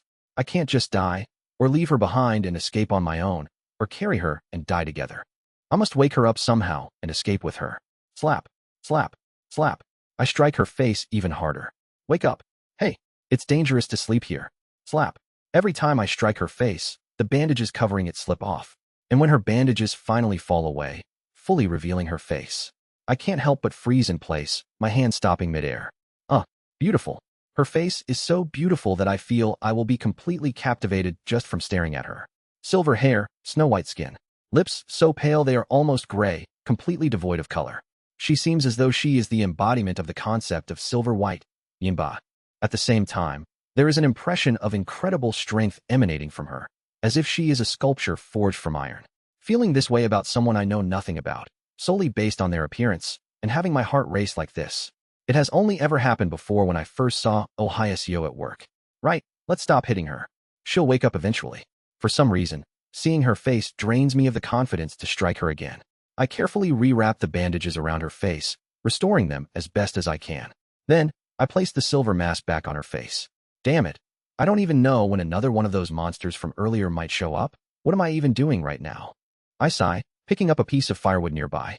Then, I grab a stone from the ground and strike it against another stone to make a crude stone knife. Using that knife, I start carving the firewood. It feels like I won't be able to relax unless I make at least a wooden sword to use as a weapon. Scrape, scrape, scrape. As I carve the wooden sword with the stone knife, I feel an odd sense of déjà vu. For some reason, it feels familiar, as though I have done this several times before. Do I have some kind of talent for carving wooden swords? Before I realize it, the crude knife has shaped the wood into a rather decent-looking wooden sword. When I see the wooden sword, I feel an overwhelming urge to swing it. No, this isn't just an urge. It's yearning, an intense yearning for the sword. Twitch. The masked woman seems to twitch slightly. After cutting the ropes binding her with the stone knife and letting her lie down comfortably, I swing the wooden sword. Boom, boom, boom. At first, it's just crude, unrefined sword swings. However, the more I wield the sword, the more I begin to see the optimal paths for wielding it. Before long, the sword swings rise into the realm of skill. It becomes something that can be called swordsmanship. I follow the tip of the wooden sword as if entranced. And as I follow the tip of the sword, completely absorbed. All of a sudden, enlightenment about the sword fills my mind completely, and I swing the sword towards the cave wall. Boom. Shakak. The wooden sword splits open the cave wall. Huh. Realizing what I've just done, I stagger back in shock. Drip, drip. Cold sweat trickles down my chin. Did I do that? I can't even begin to understand how it was possible. With a wooden sword, I split the cave wall. Suddenly, a strange feeling comes over me. A terrible accident, falling into a strange world, encountering monsters, meeting a stunningly beautiful woman, and discovering some latent power within myself. It's just like the stories John Myung-hoon often reads. The situation seems a bit. Just then, twitch. The masked woman's body twitches. Huh, are you waking up? I grab the wooden sword and approach her. At that moment, Hawk. She suddenly reaches out to the wooden sword I am holding, gripping the blade tightly and pulling it towards herself. Oh no, what are you doing? For some reason, I feel an intense unwillingness to let go of the sword and pull back on the handle. It's nothing more than a hastily made wooden sword, but the idea of having my sword taken away by someone else is something, for some reason, my very being refuses to tolerate from deep within. However, I soon realize that this woman possesses an incredible amount of strength. What kind of strength? Cook. Even in her half-conscious state, she forcefully pulls my sword towards her. Sword. For some reason, she seems to intensely desire the sword. If this were Earth, I would have just handed over a wooden sword like this without hesitation. But now, it feels different. I cannot let it go. This is my sword. This is my sword. I can't give it to you. Growling ferociously in a way that even I find irrational, I glare at her. Let go. I said, this is my sword. Kuok. An immense strength wells up from deep within me, surprising even myself. At the same time, I pull back the sword that was about to be taken away by her. But she also pulls with strength not inferior to mine, yanking the sword towards herself. Me? Any. Still not fully conscious, she mumbles. All weapons in the world are mine. Don't spout nonsense. This is my sword. I said it's my sword. Growling so fiercely that I even surprise myself, I muster all my strength and pull at the sword. In the next moment, crack.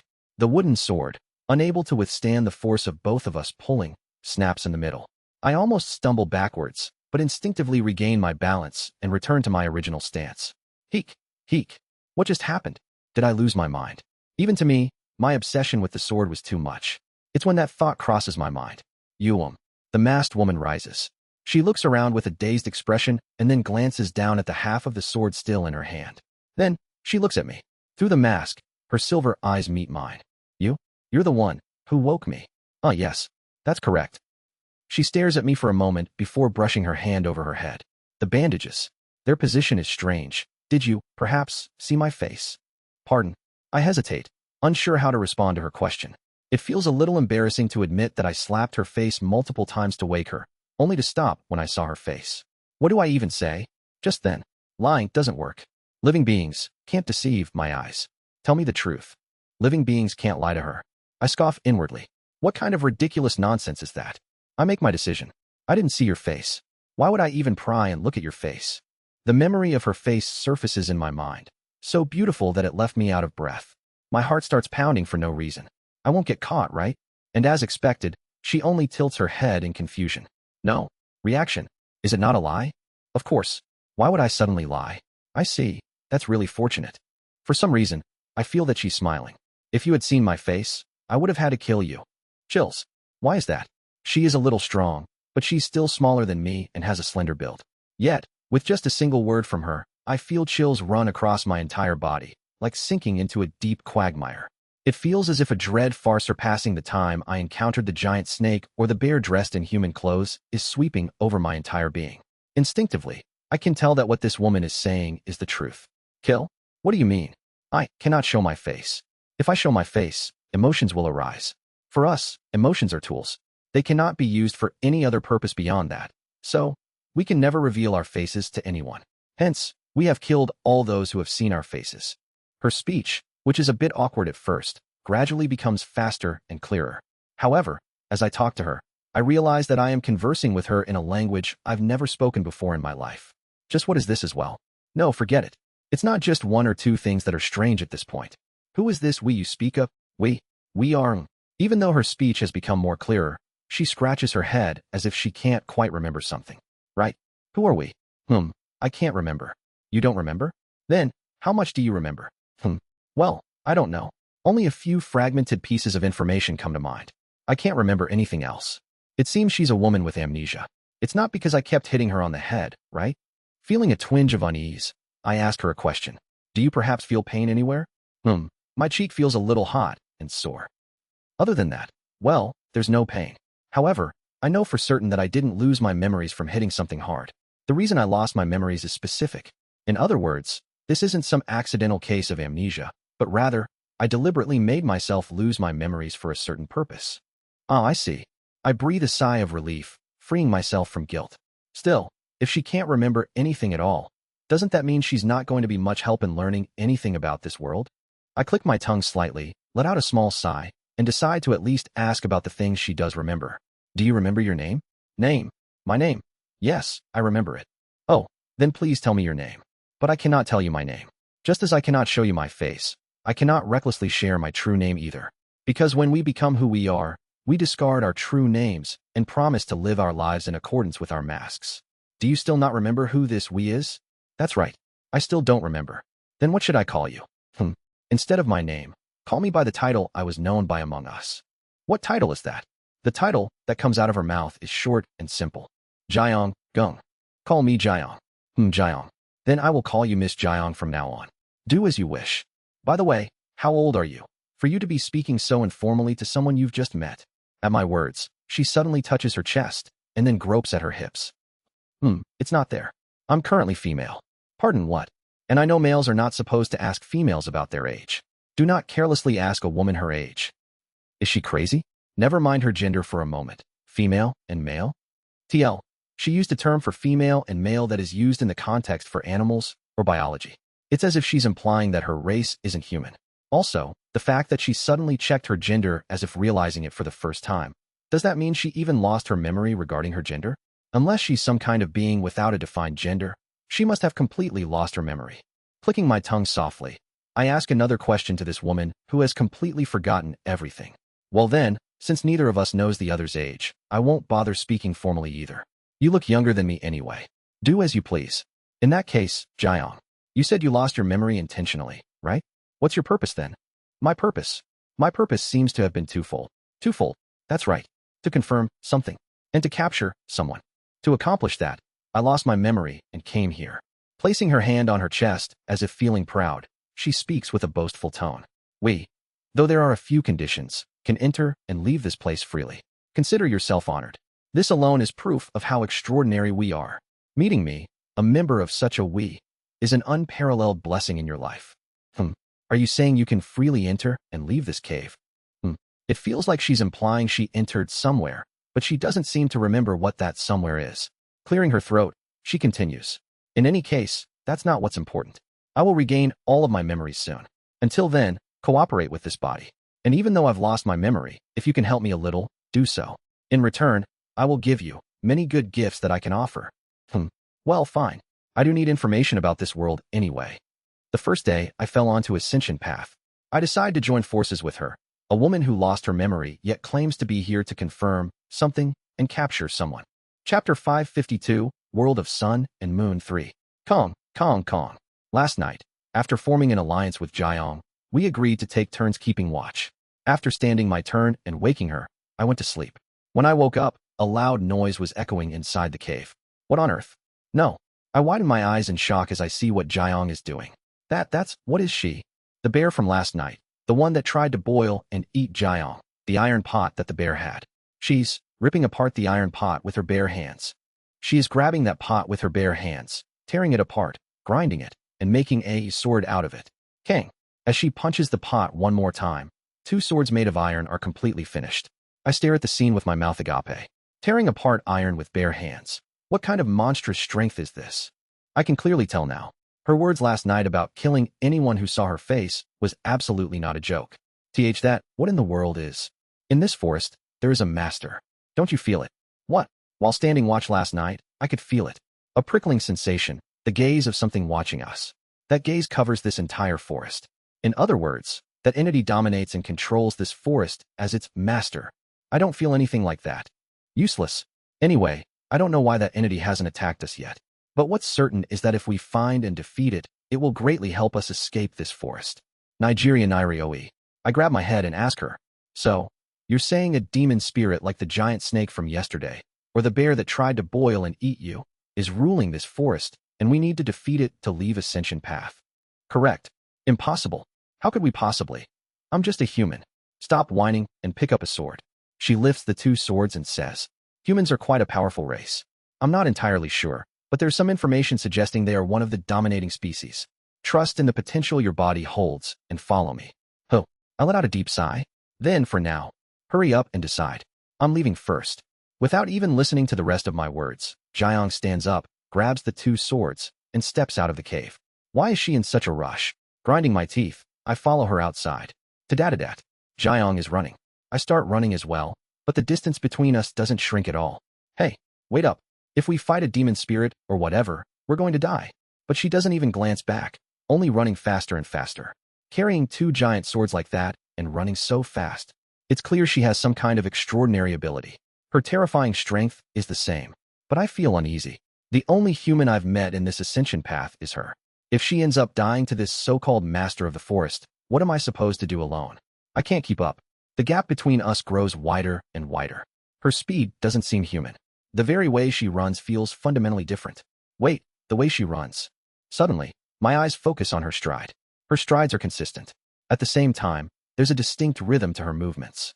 If I do this, and add elasticity to my body like this. I apply the elasticity of my body to my steps. At the same time, I analyze the rhythm of her movements and start imitating her. Tung, tung, tung. Gradually, my body feels lighter. At the same time, the distance between her and me grows shorter and shorter. So this is how she moves. But I can't close the gap any further. There's some other secret. I scrutinize her entire body. Her back, shoulders, waist. Then, as I focus on the area near her ribs, I notice something unusual about her breathing. Even her breathing has a rhythm? Should I try imitating it? I inhale and exhale. After watching her breathing from a distance and imitating it for a while. Pat it. Suddenly, I'm able to close the gap and reach just behind her. Wait, let's go together. What? How did you catch up? I just watched how you were running and copied it. I also mimicked your breathing a bit. At my words, Jiang finally turns to look at me, her eyes wide open. Her silver pupils are trembling. When I checked during the night watch, you didn't have any chi and hadn't learned any special body technique. And now, you've already imitated me. Her voice is filled with disbelief. But after a moment, she smirks and says, fine.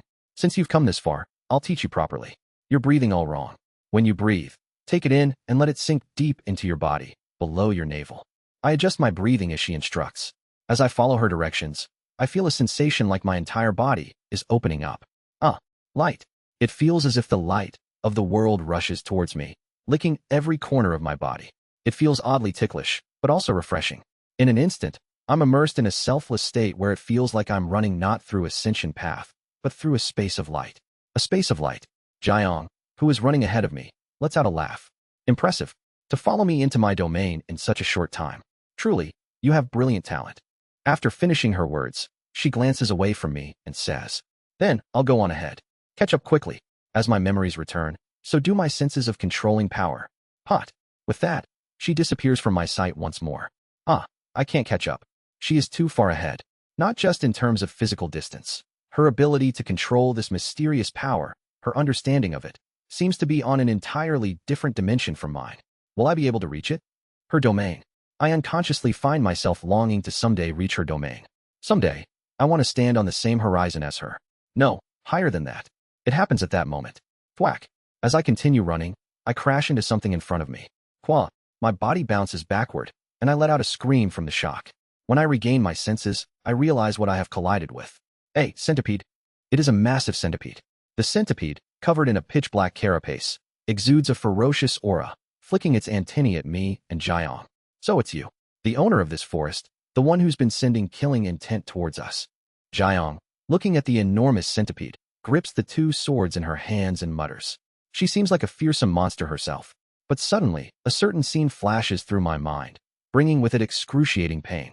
The scene is from an area in front of a place called Ascension Gate. A man with blue hair, dressed in a blue robe, with small horns protruding from his head, and a ghost with only bones remaining, shrouded in black, ghostly energy. In front of those two beings, I am doing something. Countless centipedes scatter in front of the place called Ascension Gate. Out of all the centipedes, only one clings to my foot, while the rest scatter across the entirety of Ascension Path. What is this memory? Taken aback, I try to recall more about this strange memory, but the intense pain prevents me from remembering anything further. I don't know. For now, let's focus on the situation in front of me. I take out a newly carved wooden sword to replace the broken one from last night and aim it at the centipede. At that moment, a voice comes from the centipede. Chweraruk. The giant centipede's head falls toward where I stand. The centipede's antennae come right up to my face and begin probing all over my head and body. It is a familiar scent. I sense traces of poison energy as strong as mine from you, but it is much more refined and of much higher rank than mine. Astonishing. The poison transcended the plane of chi and rose to the plane of soul, clinging to your spirit. Yet, strangely enough, it does no harm to your soul. As the antennae brush against me, goosebumps rise all over my body. But my body is frozen, unable to move. A poison cultivator of a higher rank, and poison of the same kind as mine. Which means, you must be someone blessed by one of my ancestors. If it is poison of this rank, it is definitely 4-axis. No?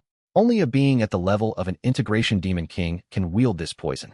Every demon spirit you have encountered must have trembled in fear at the mere trace of this poison, sensing the aura of an integration stage demon king. Hurrah! Churrick, churrick. From between the centipede's carapace, its mouth becomes visible. Chills run across my body. The centipede is now licking its lips. How regretful. If I could devour someone blessed by one of my ancestors. I feel as though I could advance to the 4-axis stage immediately, surpass this realm, and ascend. But doing so would surely enrage my ancestor, would it not? Ah, what a dilemma. I should not eat you. But I so desperately want to devour you. Oh, Chweraruk. The centipede's antennae wildly probe my body. Very well. Chiyik. From the centipede's mouth, a pitch-black liquid that looks like poison drips incessantly. It appears to be saliva. Arm. Offer me just one of your arms. If you allow me to eat one of your arms, I will take it as an offering to the master of this forest and spare you any harm. I will ascend, and you will ensure your safety within the ascension path, this ascension forest. Chwerarak. The centipede's antennae wrap around my left arm. And no, my arm is going to be torn off. The centipede doesn't seem to care about my consent, as it begins exerting pressure with its antennae. It feels like my arm is about to be ripped from its socket. At that moment, shakak, a silver light flashes before my eyes. Don't be ridiculous. Chwack, a sword of iron slices through the centipede's antennae. That belongs to me. Whether you are the master of this forest, the master of the river, the master of the flower field, or the master of the underground, you cannot lay a scratch on what is mine. Why am I yours? You owe me a debt, do you not? You stole and learned my breath, and you stole my footwork. Until you repay that debt, you are my slave. No, I never agreed to. If you touch my possession, I will kill you.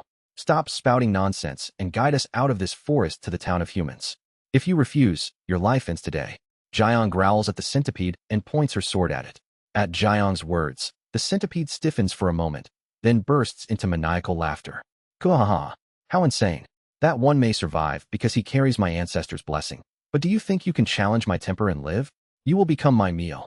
Chwerik. The centipede regenerates its antennae and lunges straight at Jiang.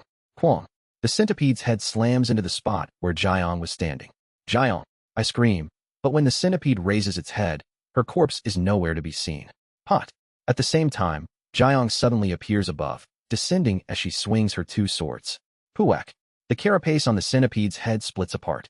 The centipede writhes wildly, flailing to shake Jiang off. But Jiang clings to the sword embedded in the centipede's head, tormenting it further. In an instant, Pot. Jiang's body vanishes again. No, it's not gone. It's simply that she's moving too fast for my eyes to follow. Let's find her. I search for Jiang's figure. And then, I sense her beneath the centipede's belly. Chwak. When she swings her twin swords, the centipede's belly splits open. Cheek. Venomous blood sprays out and melts the ground. But Jiang has already disappeared. She disappeared again. This time, the centipede's tail. I slowly begin to track her movements. I can see it. I'm starting to see her. I don't know why, but as I mimic her breathing, her movements become increasingly clearer to me. Her actions, her movements, the dance-like motions she performs with her twin swords, all enter my eyes. Beautiful. Not her appearance or figure, but the dance she performs. Her movements, the perfection of that sword dance. Each and every single one of her motions looks like a refined work of art. With every swing of her sword, rays of light bloom. She appears just like a goddess of war. It's not simply the act of swinging the sword. Within each swing lies the history of countless weapons itself. Her swordsmanship embodies war itself. Kugwang. The centipede uses strange abilities, akin to supernatural powers, to obliterate the surrounding terrain and melt entire areas with poison. Yet she evades all of it, closing the distance and slicing into the centipede's body. Then, at a certain moment, Kwalong, the centipede collapses, defeated by Jiang. Heek, Hiyak, Heek, Sururong. Jiang points her sword at the centipede and speaks coldly. I will spare your life, heal your body, and take us out of this ascension path. You understood. Please forgive me. Thus, the brief battle between the centipede and Jiang comes to an end. Chwerurik. The next day, Jiang and I sit atop the healed centipede's head, heading westward. So, is there something in the west? I am not entirely sure. Among the fragments of memory that have returned, I have an intuition that the one I am pursuing will head west. So, we're heading west to catch that someone? How do you know they'll go that way? And how far west are we going? I am not entirely sure. But from what I remember, before I lost my memory, I made a prediction based on fairly reasonable assumptions that the someone would go west. Do you perhaps want to go east instead of west? If that is the case, I can order this one to drop you off, and then continue westward. And no, since you're heading west, then, I'll go west too. By the way, how far west are we going? Are we just aimlessly going west? She seems to deeply ponder something, her hand brushing through her hair. Based on the memory that surfaced earlier, if we keep heading west, we will eventually come across a massive mountain range. Above that mountain range, there seems to be a village inhabited by people who control lightning. I intend to wait for someone in that place. You still haven't recovered all your memories. How will you identify the person you're chasing? It will not be a problem. When I see the someone, even without my memory, I'll recognize them instantly. Also, they are not even human, so it will be obvious. Not human. Correct. Jiang begins explaining information about this someone to me. As I listen to her explanation, I feel chills running across my body. From what I have remembered so far, this someone I am pursuing is not human but a monster that has lived for more than 10,000 years. 10,000 years. Yes, that old monster. Wait, old monster you say? If you're chasing something like that, how old are you?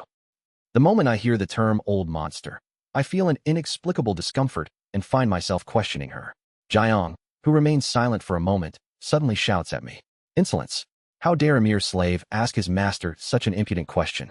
Do you wish to be stripped naked, hung upside down, and severely beaten? Ugh, perhaps it's because I saw her crush that centipede. I realize that if I push her too far, it could very well happen, so I shut my mouth. Anyway, that old monster is a snake with a human head that has lived for over 10,000 years. A snake with a human head. Yes. Before I lost my memories, I searched for the descendants of that old monster and investigated it. Its tail is adorned with flames that inflict excruciating pain to torture its enemies. Its scales are as beautiful as glass, and when you look into its eyes, it is said you see an incomprehensible abyss. I descended to this land to capture such an ancient creature. Descended to this land, you say? For some reason, her words make her seem like a celestial maiden who has come down to the land. Truly, a terrifying and dreadful being. I hope you can catch it. Hearing my words, Jiang places her hand on my shoulder and says, and that being can transform into a human. Moreover, it is said to spit a black liquid imbued with the power of death from its mouth. If you ever encounter it in battle, the fight will not end as easily as it did with this centipede. If that time comes, use every bit of your strength to run away from the battlefield. I am saying even if the snake with a human head does not show up, if I'm fighting someone, do not just stand around watching like you did earlier. All right. Her tone is a bit cold, but I know her words come from concern, so I nod. But, can you let go of my shoulder? How dare a slave command his master? In response to my words, Jiang tightens her grip on my shoulder, squeezing it recklessly in a sadistic manner. Chwereric. Before long, Jiang and I managed to leave the forest while riding on the centipede. The moment we escaped, it felt like I was about to faint. AF floating island. A massive landmass was floating in the sky. Underneath the massive landmass, I let out a small gasp in wonder at this world. Jiang also looked slightly surprised at first, but she seemed to recall some memories as she accepted it like it's normal. In any case, the centipede leapt down from the sky island. When we came down from the sky island, it disappeared from view. That's fascinating as well. Jiang explained that a barrier is placed around it. It said the barrier lifts ascension path into the sky, hides it from others' sight, and also serves to seal something. That seems to be the gist of it. What could be sealed in ascension path? A treasure? A monster? While I'm lost in thought, the centipede sets Jiang and me down on a sandy floor. After traveling together for several days through the desert, I started calling her Jiang, and she started referring to me as slave. We're both casually using nicknames for each other. You useless slave. When your master dismounts, you should have gotten off first and made a mat with your body. Do you not see the sand getting everywhere? There's sand everywhere anyway, so unless I carry you on my back, it's pointless. Then should you not be carrying me on your back? Slaves these days really have no sense of servitude. Grumbling, Jiang dismounts from the centipede. In any case, you did well. I cannot reward you for today's work right now, but once I recover my strength and memories to some extent, I will bestow incredible fortune upon you. Why yes, elder. Please take care. The centipede bids us farewell politely, and I walk alongside Jiang towards the edge of the sandy desert, towards a certain city. The city has the name, Cheon-sik City, written on it. Sapak, Sapak, Sapak. As I stare at the gates of Cheon-sik City, I feel nauseous for some reason. Why is this happening? I feel like I'm going to throw up. When my complexion turns pale, Jiang glances back at me and furrows her brow. How insolent. With your master right here, who else are you thinking about? I'm not thinking about anyone. You are lying. That is clearly the face of longing for someone else, you wicked fool. Forget it. Just hurry up and follow me.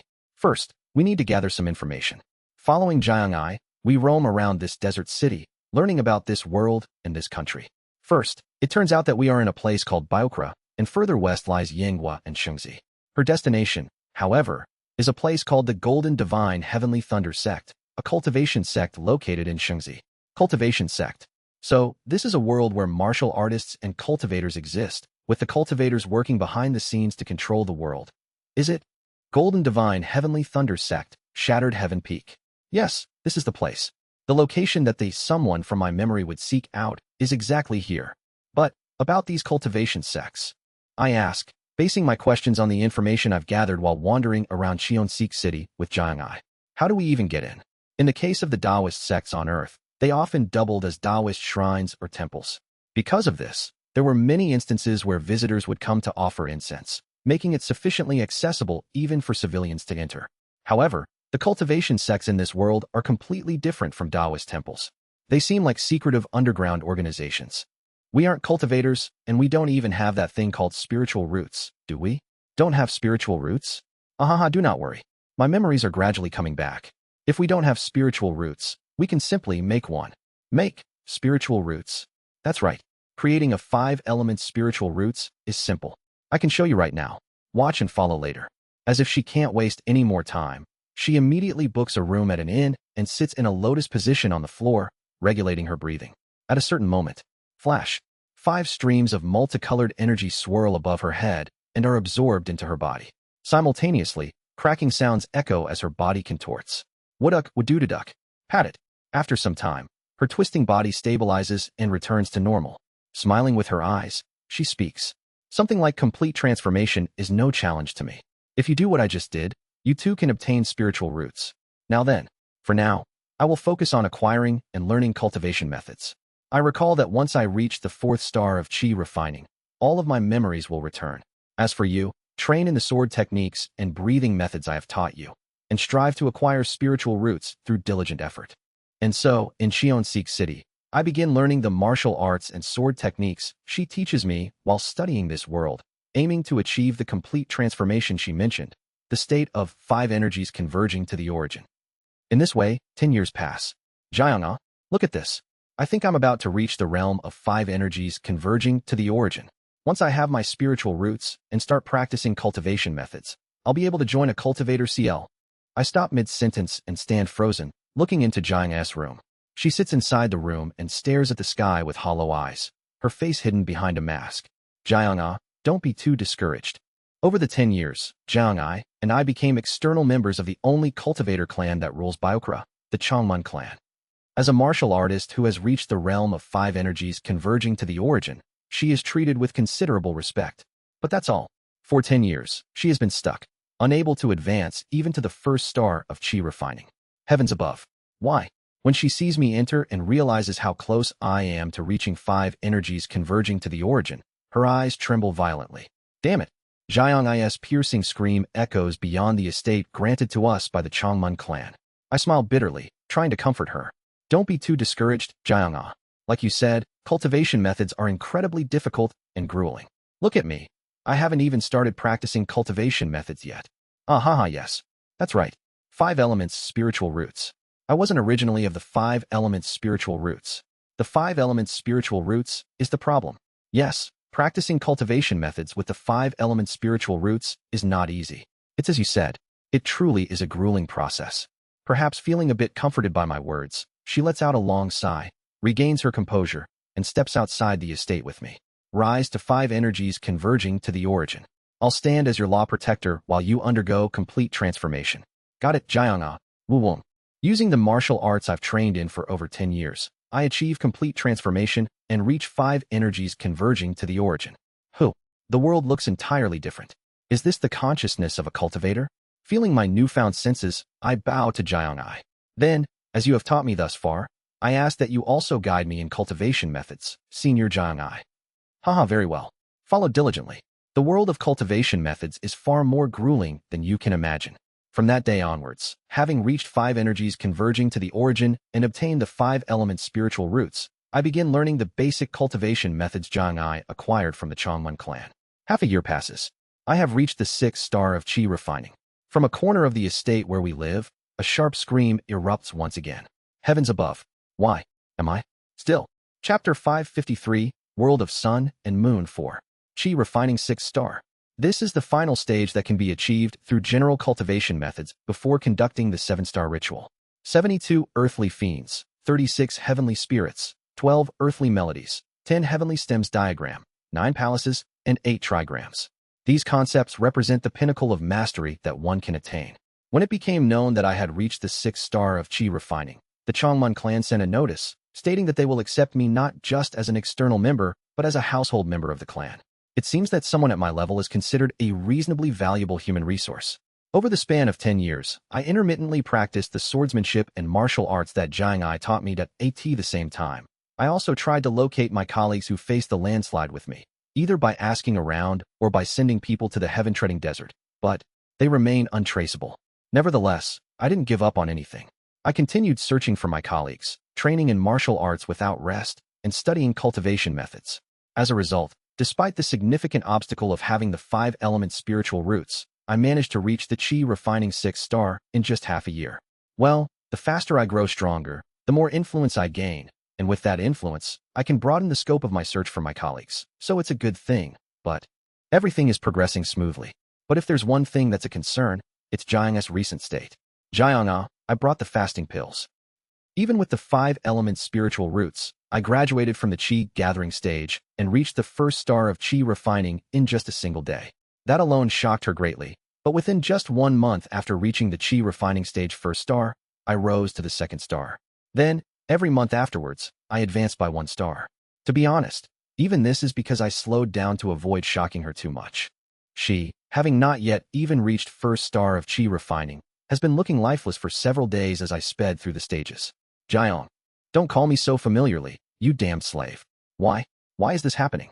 Even if it's the 5 elements spiritual roots, it shouldn't be like this. Just because of something like spiritual roots, can cultivation really slow down this much? That cannot be. Spiritual roots are fundamentally based on us.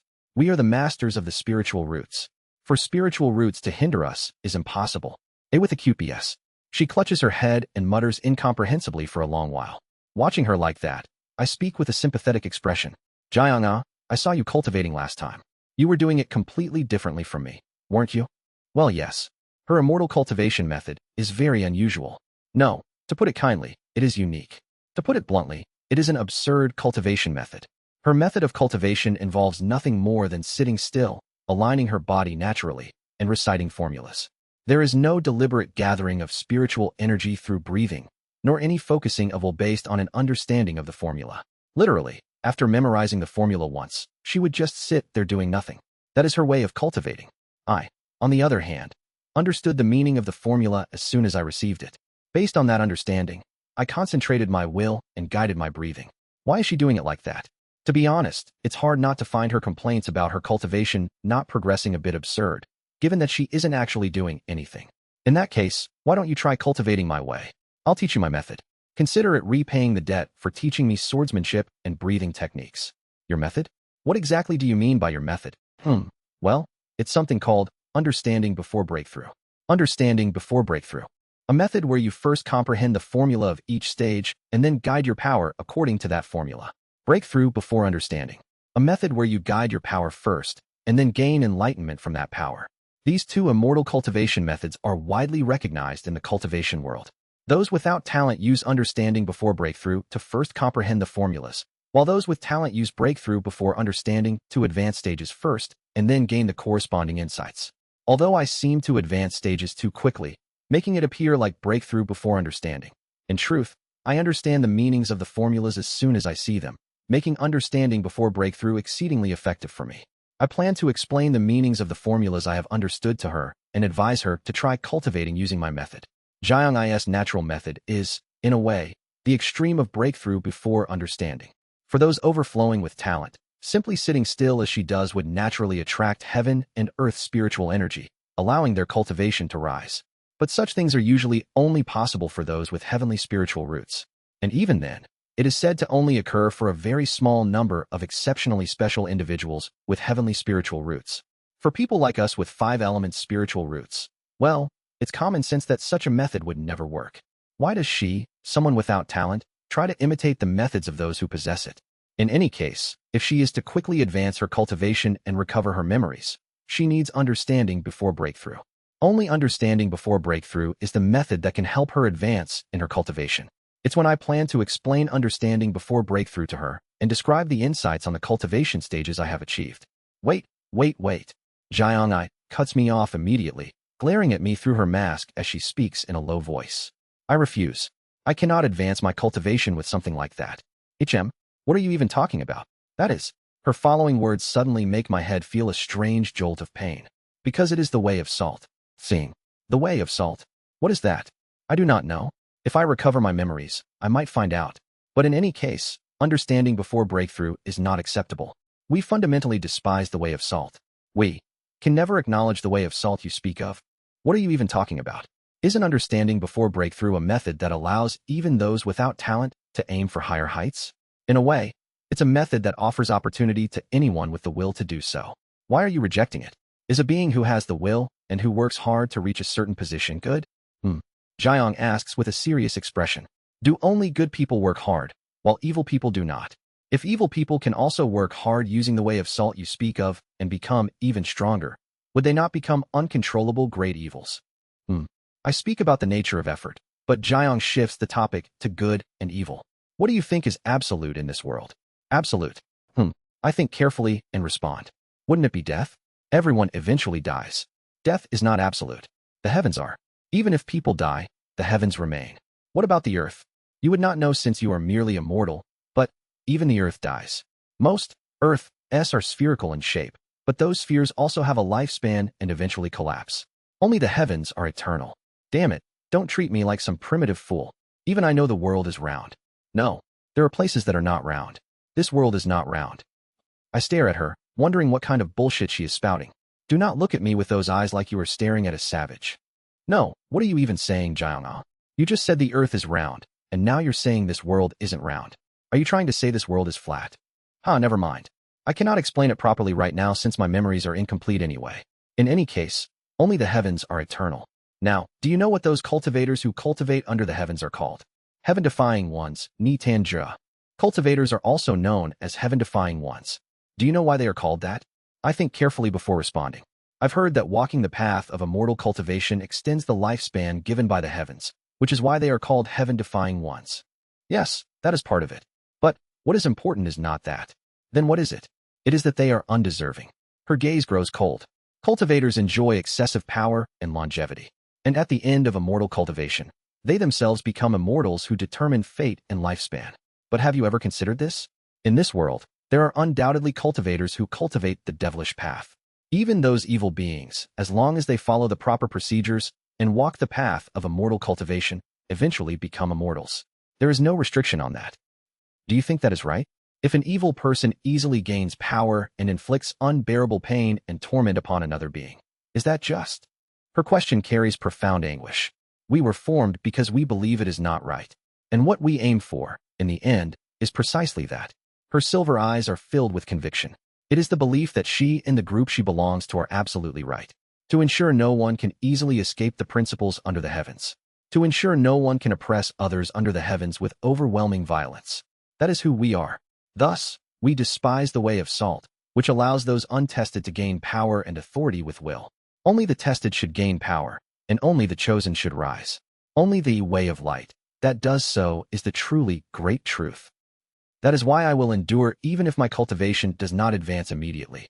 Once I build up my cultivation up to the 4th star of Qi refining, I will remember everything and properly advance my realm. This is my belief, and it is the conviction we have established. I will never bend. So, you're saying you won't even rely on pills or spirit stones. Those are unnecessary as well. Whether it is absorbing spiritual energy from a spirit stone imbued with spiritual energy or directly refining and consuming a pill, to speak in extremes, both are the way of salt. Only waiting, sitting still, that alone is our way of light. I listen to her words and sink deep into thought. The conversation we are having clearly touches on something buried deep within my heart. If there is a being who gains excessive power, would that being be good or evil? Since good and evil cannot be tested, only the chosen ones are allowed to rise. Perhaps that is a rather valid way of distinguishing good and evil, making it a rather decent method. But for some reason, a thought occurs to me. Then what about the unchosen ones? Whether it is right or wrong, are they meant to be ruled by the chosen ones? Is that truly right? She despises the so-called way of salt, but my thoughts are different. Couldn't it be that the way of salt is not entirely bad? Zing. As I think of that, the headache that has been writhing in my mind grows even more intense. Immortal cultivation is repentant enlightenment. Like tiny grains of salt, incomprehensible formulas seem to flash before my eyes. But as I try to recall those formulas, the headache becomes so severe that I shake my head and decide to stop thinking about them. What is this headache? I don't know. For now, let's just focus on the 7 stars ritual. Carrying these various concerns, I head out to perform the 7 stars ritual. I had gone to Jiang with the intent of giving her the choice of understanding before breakthrough. But in the end, it feels like I failed and ended up burdened with even more questions. Qi refining stage, 7 stars ritual. What is this? I am left dumbfounded, my tongue tied. To perform the 7 stars ritual, I had intended to ask one of the elders of the Chongmun clan to examine my auspicious state. I was going to go see the elder after having a mock trial of the 7 stars ritual first. For practice, I piled up some dirt to roughly form an altar and recited a portion of the ritual incantation. But just like that, the 7 stars ritual for the Qi refining stage was completed. I am now at the 7th star of Qi refining. What kind of absurd? Woo-woo. From the sky, something known as celestial energy begins to manifest.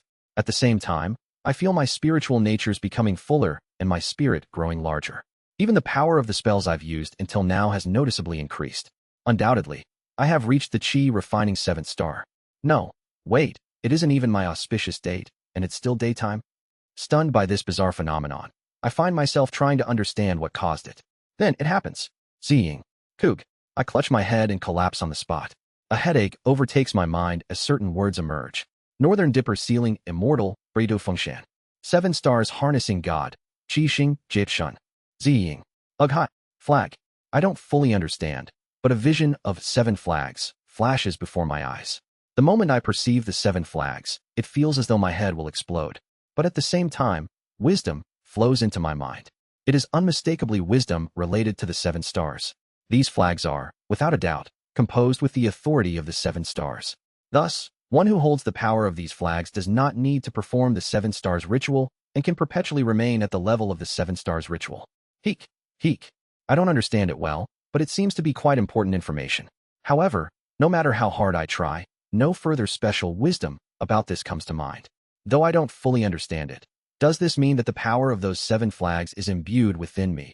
And because of that, the 7 stars ritual was established just from a mock attempt, without formally performing it. It certainly seems to be the case. I feel like Jiang'ai might know something about this phenomenon. Perhaps she knows something about these 7 flags. Even if she doesn't, telling her about the 7 flags might help her regain some lost memories. Should I go and ask her?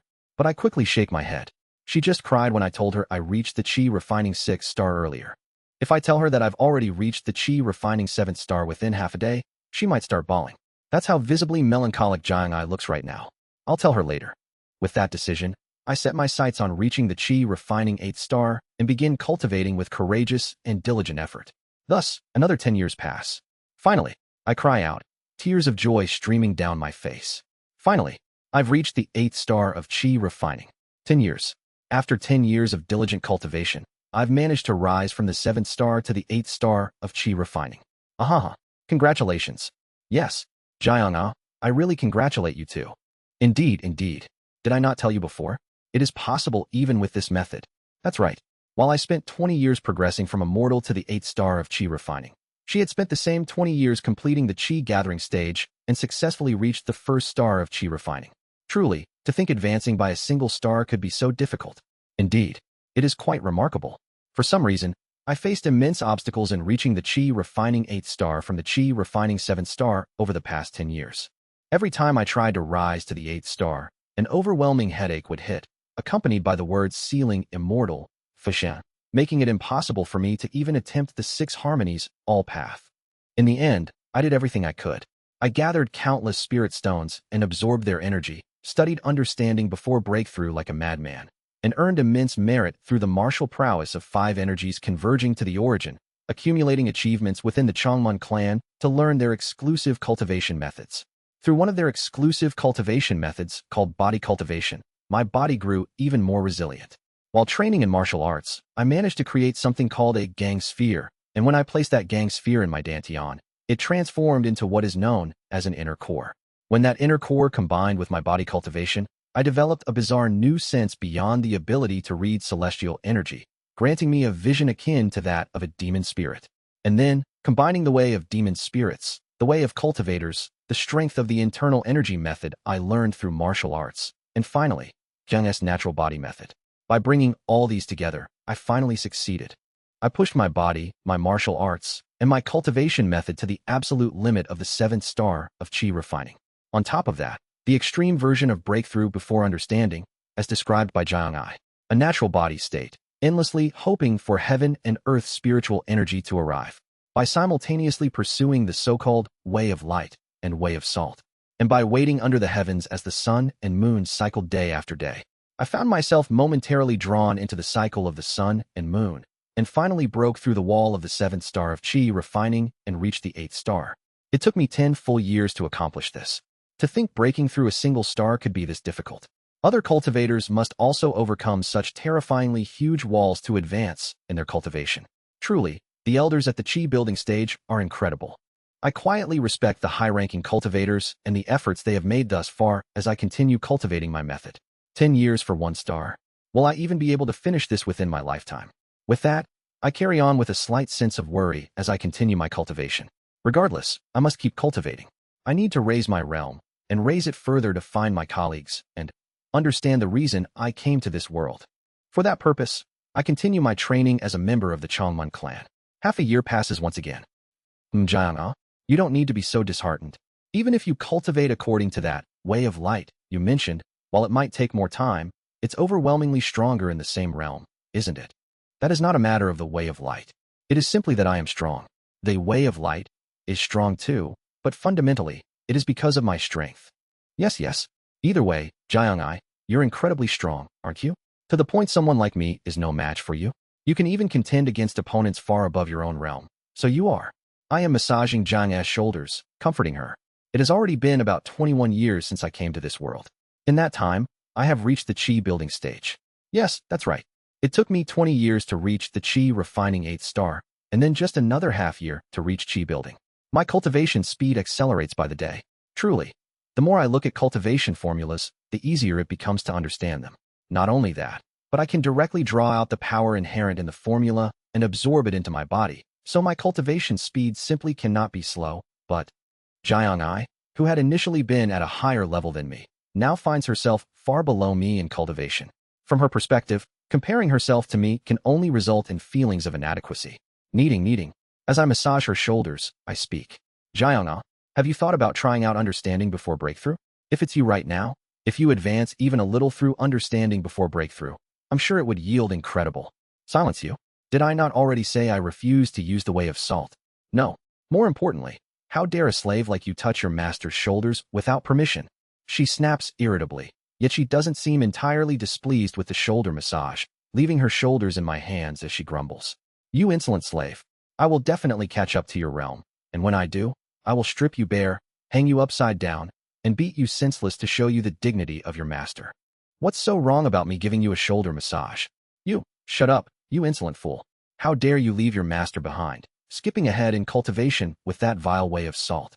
What do you mean skipping ahead? It's simply a method based on my own enlightenment. If anything, aren't those with heavenly spiritual roots the ones who skip ahead in cultivation through the way of light? But if I say something like that, Jiang, who possesses the 5 elements spiritual roots, would think I'm mocking her and get furious. So, I choose my words carefully. Anyway, are you making progress on the matter I mentioned? Yes, I've submitted my application to join the Golden Divine Heavenly Thunder sect. In any case, since I've already surpassed her in cultivation, I decided to fulfill the goal she originally aimed for. I chose to enter the Golden Divine Heavenly Thunder sect, located in a great mountain range on the western edge. The Changman clan must be beside themselves with frustration, watching a talent of their family being snatched away by the Golden Divine Heavenly Thunder sect right before their eyes. Well, there's no helping it. Over the past 20 years, I've received a lot from the Changman clan. While I've earned many contributions for them, I've also received significant support. From establishing my proper status in this world to ensuring I could live comfortably in this unfamiliar world, they've provided me with the resources and even manpower to help me search for my companions. Yet I still haven't found them, neither in the heaven-treading desert, nor in Shengzi or Yanghua, nor in the northern grasslands, the southern Black Wind Sea, or the eastern tribal nations. There hasn't been a single word about my colleagues. Either they've all died, or perhaps I am the only one to came to this world in the first place. No, even if I'm the only one who ended up in this world, they were swept away by the landslide, so perhaps they all died in the end. I let out a bitter laugh and gaze up at the sky. Let's enter the Golden Divine Heavenly Thunder sect. Once there, I'll continue cultivating alongside Jiang with better cultivation methods, and simply carry on cultivating for now. While her realm is currently low, regardless of everything, Jiang was undoubtedly a high-ranking being. Even after all these decades, she hasn't aged at all. I cannot discern what lies beyond her mask, whether through my consciousness or my senses. However, from the sound of her heartbeat and her body's responses, it's clear she remains as youthful as ever. Regardless of her undergoing complete transformation or practicing cultivation methods, and despite not even reaching the Qi building stage, she hasn't aged a bit. And she is impossibly strong for someone at the first star of Qi refining. The centipede we fought back then, it was said to be somewhere between the core formation stage and nascent soul stage. With only a minimal use of the breath of light, and using only her sword techniques, she managed to push a beast at the very early nascent soul stage to the brink of death. Now, with her proper mastery of the breath of light, her advancement to 5 energies converging to the origin, and her first star of Qi refining, her power rivals that of the grand perfection nascent soul stage. I still have no idea how such a thing is even possible.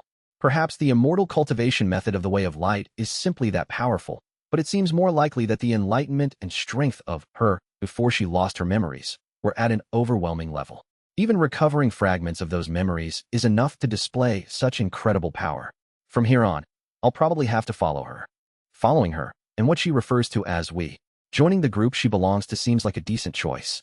The ideology of the group she explained left a deep impression on me, and from what she says, the organization she belongs to seems powerful enough to influence the entire world. And if I join that group, I'll be able to stay with her.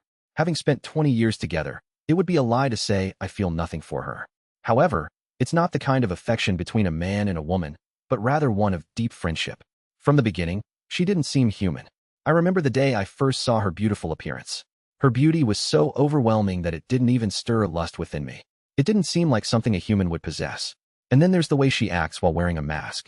In each and every one of them, I couldn't feel like we were the same species. Rather than human, she is probably something else wearing a human shell. Because of that, I don't love her. It's just that she's become precious to me. Together with the precious Jiang, let's join the organization she belongs to. She said she will regain all her memories once she reaches the 4th star of Qi refining. And once she regains her memories, she said there will be no need to continue her cultivation at such a slow pace. When that day comes, she will likely surpass me in an instant, reaching a transcendent realm. I'll raise my cultivation realm higher and higher, to follow her as much as I can. With that vow, I discuss with her how we can enter the Golden Divine Heavenly Thunder sect together. A servant? Are you saying I have to enter as your servant? No. Well, the Golden Divine Heavenly Thunder sect only accepts inner disciples who are cultivators of high realms. While I might be accepted as an outer disciple, it would be a bit difficult for you. So, what I mean is, you'd have to enter under the guise of being my servant. This insolent slave, this slave bastard. Jiang trembles with anger, clenching her fists tightly. But what can we do? This is the only way for us to enter the Golden Divine Heavenly Thunder sect together. Over the years, I have received great grace. Are you really going to the Golden Divine Heavenly Thunder sect? Our Changmun clan has restored over 8/10 of the Azure Spirit Starlight Quintessence Great Method, an ancient method of the Changmun clan from 10,000 years ago, which rivaled the methods of the Golden Divine Heavenly Thunder sect. A genius with talent like yours could learn the Azure Spirit Starlight Quintessence Great Method. The head of the Changmun clan, a nascent soul stage cultivator named Changmun Yungjin, speaks with a regretful voice. Won't you reconsider? We can give you everything. My daughter, the Changmun clan's pills, spirit stones, and the best cultivation methods. Do you truly have to go to the Golden Divine Heavenly Thunder sect? Yes. My apologies. He lets out a deep hum. Very well. In that case, I won't stop you. Thank you, clan head. And before I leave, I have one request. What is it? Over the past 20 years, I have received great grace from the Changmun clan. As a gesture of gratitude, please allow me to pay my respects at the shrine where the ancestral tablets of the elders of the Changmun clan are enshrined. At first, I didn't think much of it. But for some reason, the moment I see Changmun Yungjin's face, an overwhelming urge tells me to do so. Changmun Yungjin nods with a warm smile at my words. If that is your request, I will grant it. I follow Changmun Yungjin into the Changmun clan and stand in front of the ancestral shrine, where the tablets of the clan's ancestors are enshrined. The shrine holds the tablets of ancestors dating back over 10,000 years. The Changmun clan was once a very small family. However, it was the middle ancestor of the Changmun clan, Changmun Sunwu, who elevated the clan to greatness about 15,000 years ago. Unfortunately, the identity of the Changmun clan's founding progenitor has been lost to time. But Changmun Sunwu, the middle ancestor, is prominently recorded in our history. I approach the innermost tablet, the one that reads, Azure Tiger Saint, Changmun Sunwu, and I bow deeply before it. And this person is the one who led the Changmun clan after ancestor Azure Tiger Saint ascended from the lower realm. Strangely enough, this ancestor shares my name. Clan head Changmun Yungjin. Zing. A strange headache seizes my mind. What's this? Behind Changmun Yungjin, who is explaining, I see another figure overlap with him. That figure bears the same name and the same face as him. Why? I feel a sensation that is both nostalgic and chilling at the same time. I bow before his tablet as well. And this person, another tablet comes into view. This is the great figure who re-established and created all the cultivation methods that have been passed down for the last 10,000 years, making the Changmun clan what it is today. He, too, is regarded as a middle ancestor, following the middle ancestor Azure Tiger Saint. The tablet is inscribed with the name, Yellow Snake, Changmun Ra. As soon as I look at the tablet, I feel an intense surge of emotion well up within me for some reason. At the same time, a powerful headache and inexplicable emotions overwhelm me. I bow before the tablet of Yellow Snake, Changmun Ryong. with greater sincerity than ever before. I bow before countless tablets. Changmun Yungjin doesn't insist that I bow to every single tablet, only to the tablets of the notable ancestors or elders of the Changmun clan. Even so, it takes me nearly 2 days to finish paying my respects at the shrine of the Changmun clan. I somehow managed to bow before the many middle ancestors of the Changmun clan and leave the shrine. Thank you truly for everything. I bow once more, both to the entire shrine of the Changmun clan and to Changmun Yungjin himself, before departing from the Changmun clan. Do you feel at ease now? MHM. Jiang grumbles about wasting 2 whole days, but my heart feels lighter than ever. To the point it feels as though my very reason for coming into this world was to bow before those tablets. With the newfound lightness in my heart, I head westward with Jiang.